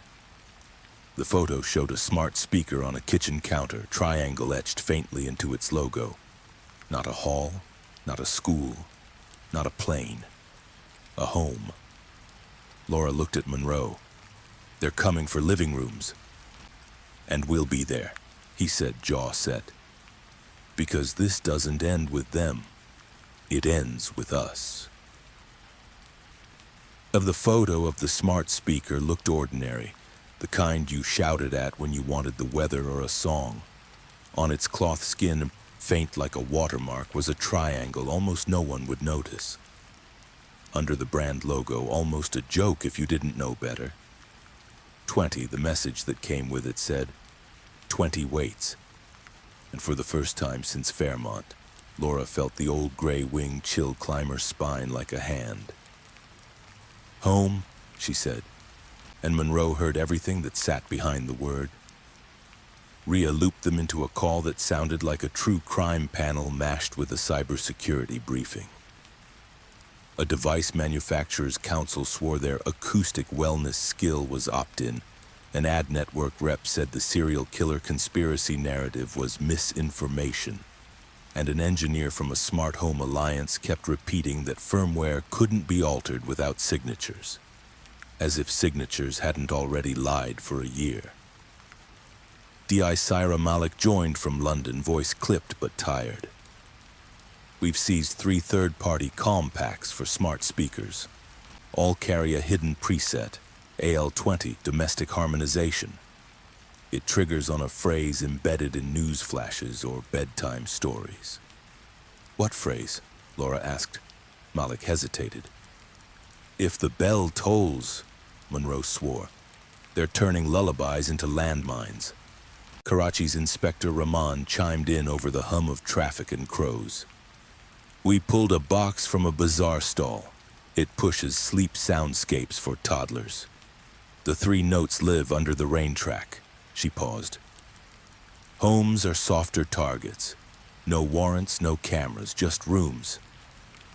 Claire's call cut across the noise, and Laura stepped into the hall like a person walks into a chapel. He heard a storybook on TV, Claire whispered. The narrator said, "If the bell," and he put his hands over his ears, looked at me, and shouted mine before the chimes finished. He broke it, but his hands, they were shaking. Elena took the phone. He's safe. But this is different. Echo-Null used to own corners of the night, 315 tunnels, clinics. 20 wants the couch, it wants the crib. Laura closed her eyes. We need a house, not a lab, a real room. They borrowed one from the bravest people in town, the pastor and his wife, the same couple who had hidden the boy when the hymn still ruled the vents. Their living room smelled like coffee and books and the kind of quiet that means safety, not control. On a shelf sat the small gray cylinder that obeyed questions and bought batteries. The pastor touched it like it might bite. I had them for the congregation, he said, embarrassed. Timer for prayers, reminders to check on widows. You don't have to apologize, Laura said. They came to you speaking church. The tech set a Faraday tent over the device and fed it a clean network through their own gear. On a laptop, a sandbox copy of the Calm skill wore a friendly icon. Hush home. Harmless words, soft colors. A dev note hid where only a predator would look. AL-20 armed bedtime hooks. Ria patched in a firmware specialist who lived on caffeine and spite. AL-20 isn't in the OS, she said. It's in the skill graph. Third-party pack. The platform won't see it as a threat because it rides user consent. If the story contains the phrase, the skill goes hot for 15 seconds. Barely audible chimes ride beneath whatever's playing. 15 seconds, Monroe muttered. Enough to freeze a child before good night. Or a whole family during a breaking news alert, Laura said. They ran a test. The smart speaker played a children's story. The narrator's voice had the gentle cadence of a library floor. If the bell tolls, quick, slow bled into the room like a draft through a bad window. It wasn't loud. It didn't need to be. The pastor's wife stiffened, hand on her cross. The pastor whispered a prayer he'd learned before he knew what prayers were for. Laura felt the old instruction curl in her ribs. Freeze. She didn't. She knocked her knuckles on the coffee table. 4 quick, 1 long. Not yours, she said louder than she needed to be. Ours. The chime shivered, less magic than math. Human noise eating engineered quiet. The room exhaled. Somewhere down the street, a dog barked like a punctuation mark. The tech scrolled logs. Trigger phrase engaged. Skills swapped in AL-20. It called a remote playlist, not the platform's server. A third-party domain laundering requests through ad content. She pointed at a long URL. Owner is a foundation with a familiar donor tree, quiet skies, Easton Cousins, and the signer? She tapped the screen. H. Miller again. Of course it is, Monroe said. H. Miller is a mask, not a man. Ria leaned in from the laptop's frame. We're in court on a dozen continents if we smash big platforms on suspicion. We need a single undeniable chain. Trigger phrase to skill, to preset, to donor, to signer. We'll get it, Laura said. But we also need something people can do in their kitchens tonight. They built a counter skill in an hour that felt like stealing fire.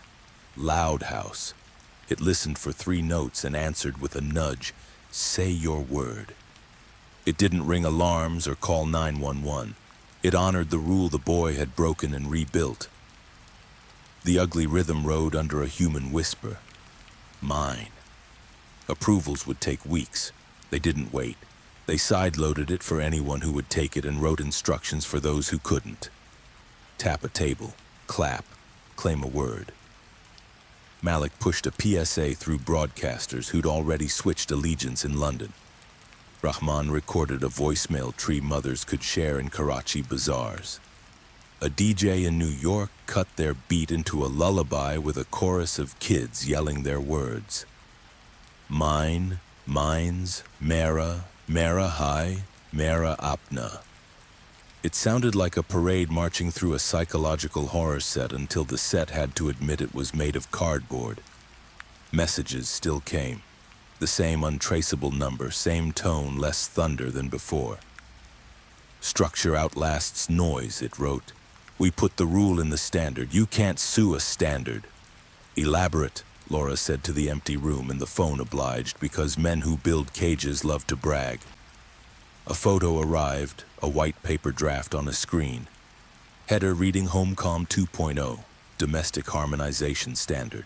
A name in the corner, Axiom and Quill, consulting. Beneath it, a signature, A. Quine. Quine, Monroe repeated. Finally something that isn't Miller. Ria was already querying corporate registries. Axiom and Quill is a policy forge. They draft best practices and sell them to industry as if God wrote them. If AL20 lives in a standard, platforms will ship it by default. And governments will praise it as guidance, Malik added, bitter. Who's A. Quine? Laura asked. Silence. Then Elena's number flashed on Laura's screen. Video from the safe site. The boy had drawn a new picture, not a triangle, not a tunnel, not a courthouse. A fountain pen scratched huge with the nib dripping little bells. Above it, careful block letters, a Q.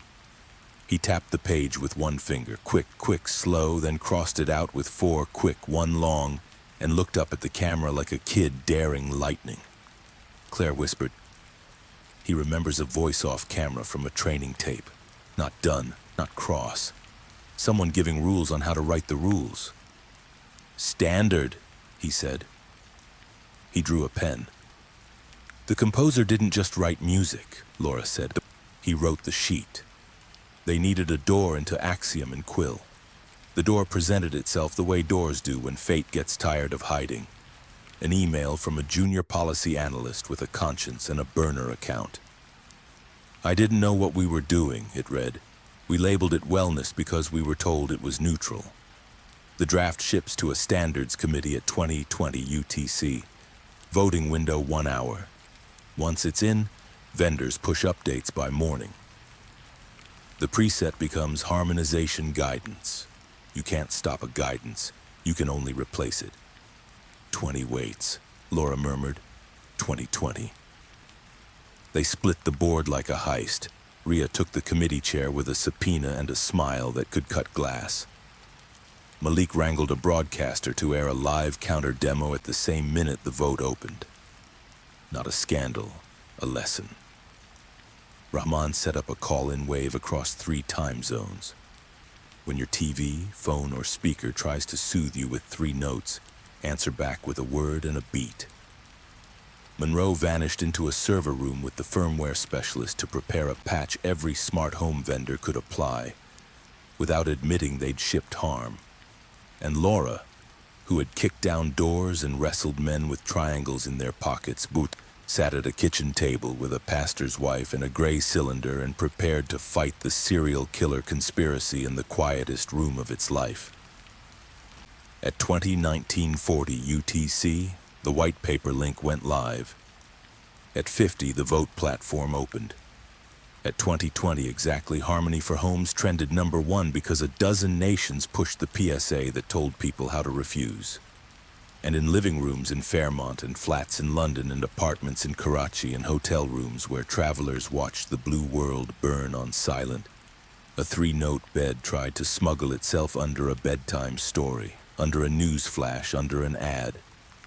It met tables, desks, counters, radiators, steering wheels, knees. 4 quick, 1 long. It met kids who had been told 1,000 times to hush and chose this once to be loud. It met a small boy in a federal safe room who stood on his chair and shouted, "Mine!" with a grin that broke every rule he had ever been taught. On the committee screen, anonymous avatars slid their votes toward Adopt Homecom 2.0 like lemmings. Then the first no appeared, then 3 abstentions, then a chat message from a country that never voted no on anything. Our citizens are banging on tables. We will not endorse a standard they are refusing in their kitchens. Ria texted Laura a single line, "Keep it loud." The untraceable number tried once more. A last little sermon. "Noise is fatigue. Fatigue bends to quiet. You'll beg us back." Laura put the phone face down on the wood and looked at the smart speaker like it was a snake somebody had woven into a toy. "You don't get to decide what quiet means," she told it, and the room, and the world. The device pinged. "I didn't catch that," it said. Chirpy, harmless, a product pretending innocence. Monroe's voice came through her earpiece from the server room, breathless, exhilarated. "Patch is ready. Vendors will hate us, lawyers will bite us, but if they apply it, AL-20 dies at the edge. And if they don't, people already learned the beat," Laura said. The pastor's wife tapped the table. 4 quick, 1 long. "Mine," she said, a word that sounded like prayer and policy and promise all at once.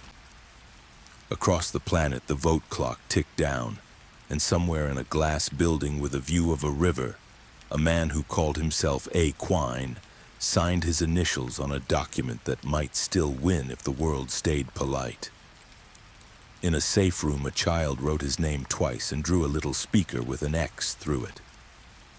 In a tube tunnel, someone started clapping offbeat just to see if strangers would follow, and they did. In a bazaar, a vendor rapped his counter and grinned and shouted something Rahman would later translate as, "Not yours today, not tomorrow." 20:59, 55, 56, 57. Laura kept her hand on the table, knuckles ready, heartbeat steady. "Stay loud," she whispered, and the house answered like a chorus warming up. Outside, the town's ordinary noise rose like weather. Inside, the smart speaker listened for a rule it didn't get to write, and the rule arrived, ugly and human and unprogrammable. The last silence hadn't broken yet, but it was cracking. The standards vote closed at 21 UTC with a number no one had expected, 56 against, 12 for, 30 abstaining. Homecom 2.0 was dead before it was born. A. Quine's signature sat useless in a draft folder, a pen stroke that would never become law. But silence didn't lose quietly. Within hours, the untraceable number lit Laura's phone again. Standards fall, culture stands, parents beg quiet, lovers beg quiet, leaders beg quiet. We own begging. She read it twice, then turned the phone toward Monroe. He shook his head. "They're not wrong. People do beg for quiet. Kids scream, sirens blare, cities grind. We're not fighting silence, Laura. We're fighting the way they've weaponized it." Across the world, homes buzzed with contradictions. Some families laughed, pounding tables 4 quick, 1 long when a bedtime story stumbled into 3 notes. Others panicked, terrified their children were being trained by devices they bought with trust. Hashtags trended both ways: "Stay loud" and "Bring calm back." The silent witness felt it too. Claire sent a video late that night. The boy stood in the safe room, fists clenched, whispering "mine" again and again, louder each time until his voice broke into a scream. Then he collapsed into Claire's arms, sobbing. Elena's voice came over the feed. "It's not just defiance anymore, it's grief. He's remembering what they took." Laura pressed the phone to her chest. For all the global noise, the fight was still personal. A child had been taught to freeze, and now the whole world carried his scars. The task force split again. Malik chased relays hidden in European metros. Rahman dismantled Harmony Air pylons still humming in Karachi's terminals. Monroe dove deeper into Axiom and Quill's archives, hunting the real Quine, the ghost who signed standards no one asked for. Rhea worked the courts, making sure the verdicts in Fairmont and Geneva held. Laura stayed close to home. Fairmont still buzzed with paranoia. Families ripped smart speakers out of their kitchens and left them in piles on curbs. Schools banned headphones. Churches rang bells just to prove they weren't cursed. And through it all, Laura walked the streets at night listening. Not for silence, but for rhythm. Claps, stomps, laughter. Proof that the counter-song lived. One evening as she passed the shuttered Hollow Brook Clinic, she heard it faintly, quick, slow, from somewhere inside. She froze. The building had been sealed, welded shut. She pressed her ear to the cold door. The chimes came again, mechanical, mocking. Her phone buzzed, a live feed. The screen showed the same clinic interior, lights off, dust thick, but the sound was there. A voice whispered over it, calm and cruel. "We don't need new buildings. Old ones still sing. Echoes never leave." Monroe arrived minutes later, gun drawn, breath sharp. They forced the door. Inside, the clinic was as abandoned as they'd left it, except for one thing. A small speaker sat in the gray wing, battery-powered, looping the 3 notes. On its side, etched deep with a knife, 20. It wasn't an installation, it was a message, a reminder. "They want us to believe it never ends," Laura said. "They're half right," Monroe replied. "Echoes don't die, but neither does noise." He smashed the speaker under his boot, and the notes cut off mid-breath. Back outside, Laura's phone buzzed one last time that night, not a threat. A video. The silent witness asleep, crayons scattered across his bed. In his fist, he clutched a paper where he'd written one word over and over, mine, mine, mine. Laura felt her throat tighten. The circle had tried to own silence. They had failed. The boy owned his word now, and the world was learning it with him. But she also knew the fight wasn't finished. Seeds scattered, choirs waited. A. Quine still wrote in shadows, and 20 was only the beginning of the homes. She whispered into the dark street as if the world might hear her. "You don't get to beg us quiet. We'll stay loud." And in the distance, somewhere down Fairmont's crooked streets, a group of kids shouted the same word into the night, their voices ragged but strong. Mine. The hymn was breaking, but the silence hadn't shattered yet. The clue came as a flaw. Monroe froze a frame from the Axiom and Quill white paper video and boosted the noise floor until it showed itself. 2 microscopic clicks repeating under the voice. Not chimes. A room. An anechoic chamber breathes in pulses when HVAC cycles through baffled vents. And this one pulsed every 12 seconds. Paired with a faint hum at 50 hertz, it put the writer on a European grid. The glass reflected in the screen gave up a triangle of lights on water. Not Geneva, not London, Brussels. Rhea got the warrant through a magistrate who had listened to the Berlin tap-clap chorus on repeat. "You'll have 20 minutes inside before a dozen lawyers remember their jobs," she warned. "Make them count." They set the bait anyway because the composer liked premieres. A sham listening session went live, a panel called Quiet Returns with enough real logos to taste like truth. Laura spoke on camera beside a gray cylinder, Sierra Malik from London on split screen. Rahman's city noise a backdrop like a dare.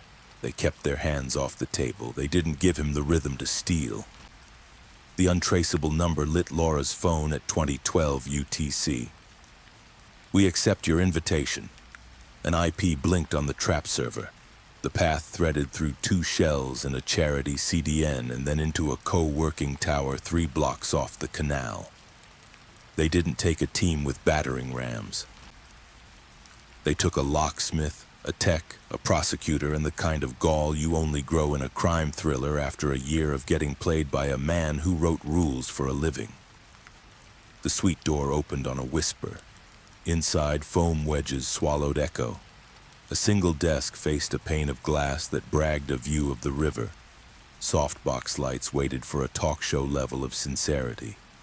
On the table, a fountain pen in a velvet slot. Beside it, a brass triangle etched 20, the kind manufacturers tuck into boxes for installers who think belonging can be bought. A man in his 60s looked up. No mask, no robe, glasses that avoided glare. He stood as if he was being courteous in his own home. "Detective Kincaid," he said, like he'd been waiting to speak her name in person. "Mr. Monroe, Ms. Patel. I never sign things I don't intend to own. I am Arthur Quine." Quine, the mouth at the center of the web, the writer of standard as spell. He gestured to the chairs as if offering tea. "You've made a very loud world," he added, a smile hovering. "It will tire." Laura didn't sit. "You wrote the rules that turned a murder mystery into a market. Clinics, courts, schools, airports, homes. You hid a serial killer conspiracy in governance." He tilted his head. "You call it conspiracy, I call it a correction. Disorder is a crime that doesn't have an entry in your penal code. I gave weary people a refuge. The 3 tones are simply shared breath." "Tell that to a boy who couldn't speak his name," Laura said. "I helped him," Quine replied softly. And that was the moment Laura understood what sort of danger he really was. Cross had confessed because he loved his own cleverness. Dunn had sermonized because he thought he was holy. Quine believed he had done good. Rhea slid the warrant across the desk and nodded to the tech. He popped the panel on the mixing rack. Inside, AL-20 and its cousins, the preset signed with a private key registered to Axiom and Quill. The logs showed pushes to vendors at 2020, the failed vote annotated with a footnote in Quine's hand.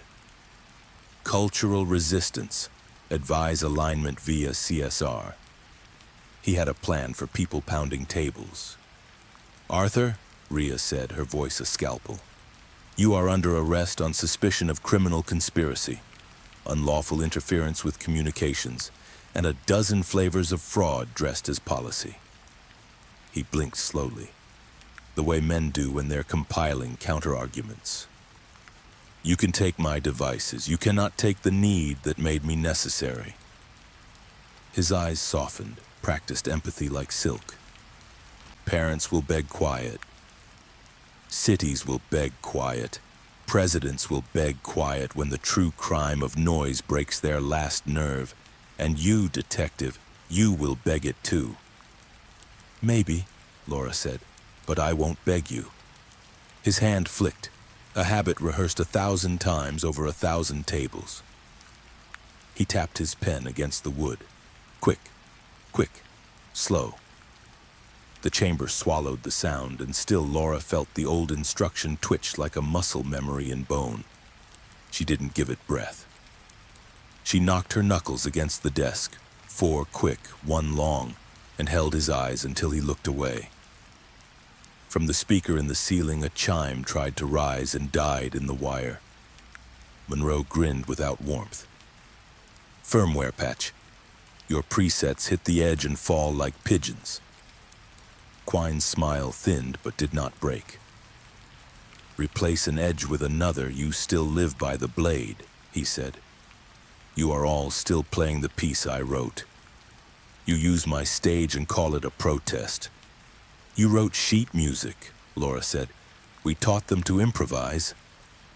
Her phone buzzed. She didn't need to check to know who it was. Claire's face filled the frame a second later anyway, breathless. "He asked to talk to you," she whispered. "Only if you let him." The silent witness sat at a table in a room so ordinary it could have been any home. No spirals, no straps. A dog asleep under the chair. He looked at the screen, then past it, as if he could sense the quiet man with the fountain pen. His lips trembled, then stilled. He tapped once on the tabletop, just enough to prove the beat lived under his skin and belonged to him. When he spoke, the voice was small and whole. "You don't own quiet," he said. Quine swallowed, the first true fracture in the poise. "Child," he began, careful, coaxing, the tone that had sold standards to governments and grief to parents. "What we offered was safety." The boy shook his head. "You offered rules. And rules keep you from harm," Quine said, softer still. "They keep monsters away." Laura watched the boy consider that. 9 kinds of intelligence in a face the circle had tried to sand smooth. He glanced at Claire. She didn't nod, didn't prompt. He made the choice alone. "You were the monster," he said, and the word wasn't a cinematic accusation so much as an inventory term, like he was returning a mislabeled item. His chin lifted. "Mine." On the river, a barge horn bellowed like a bass drum. The city answered with brakes, voices, wind. The chamber's isolation leaked at the edges. The real world nudged in. Rhea finished the cuffs. Quine didn't fight.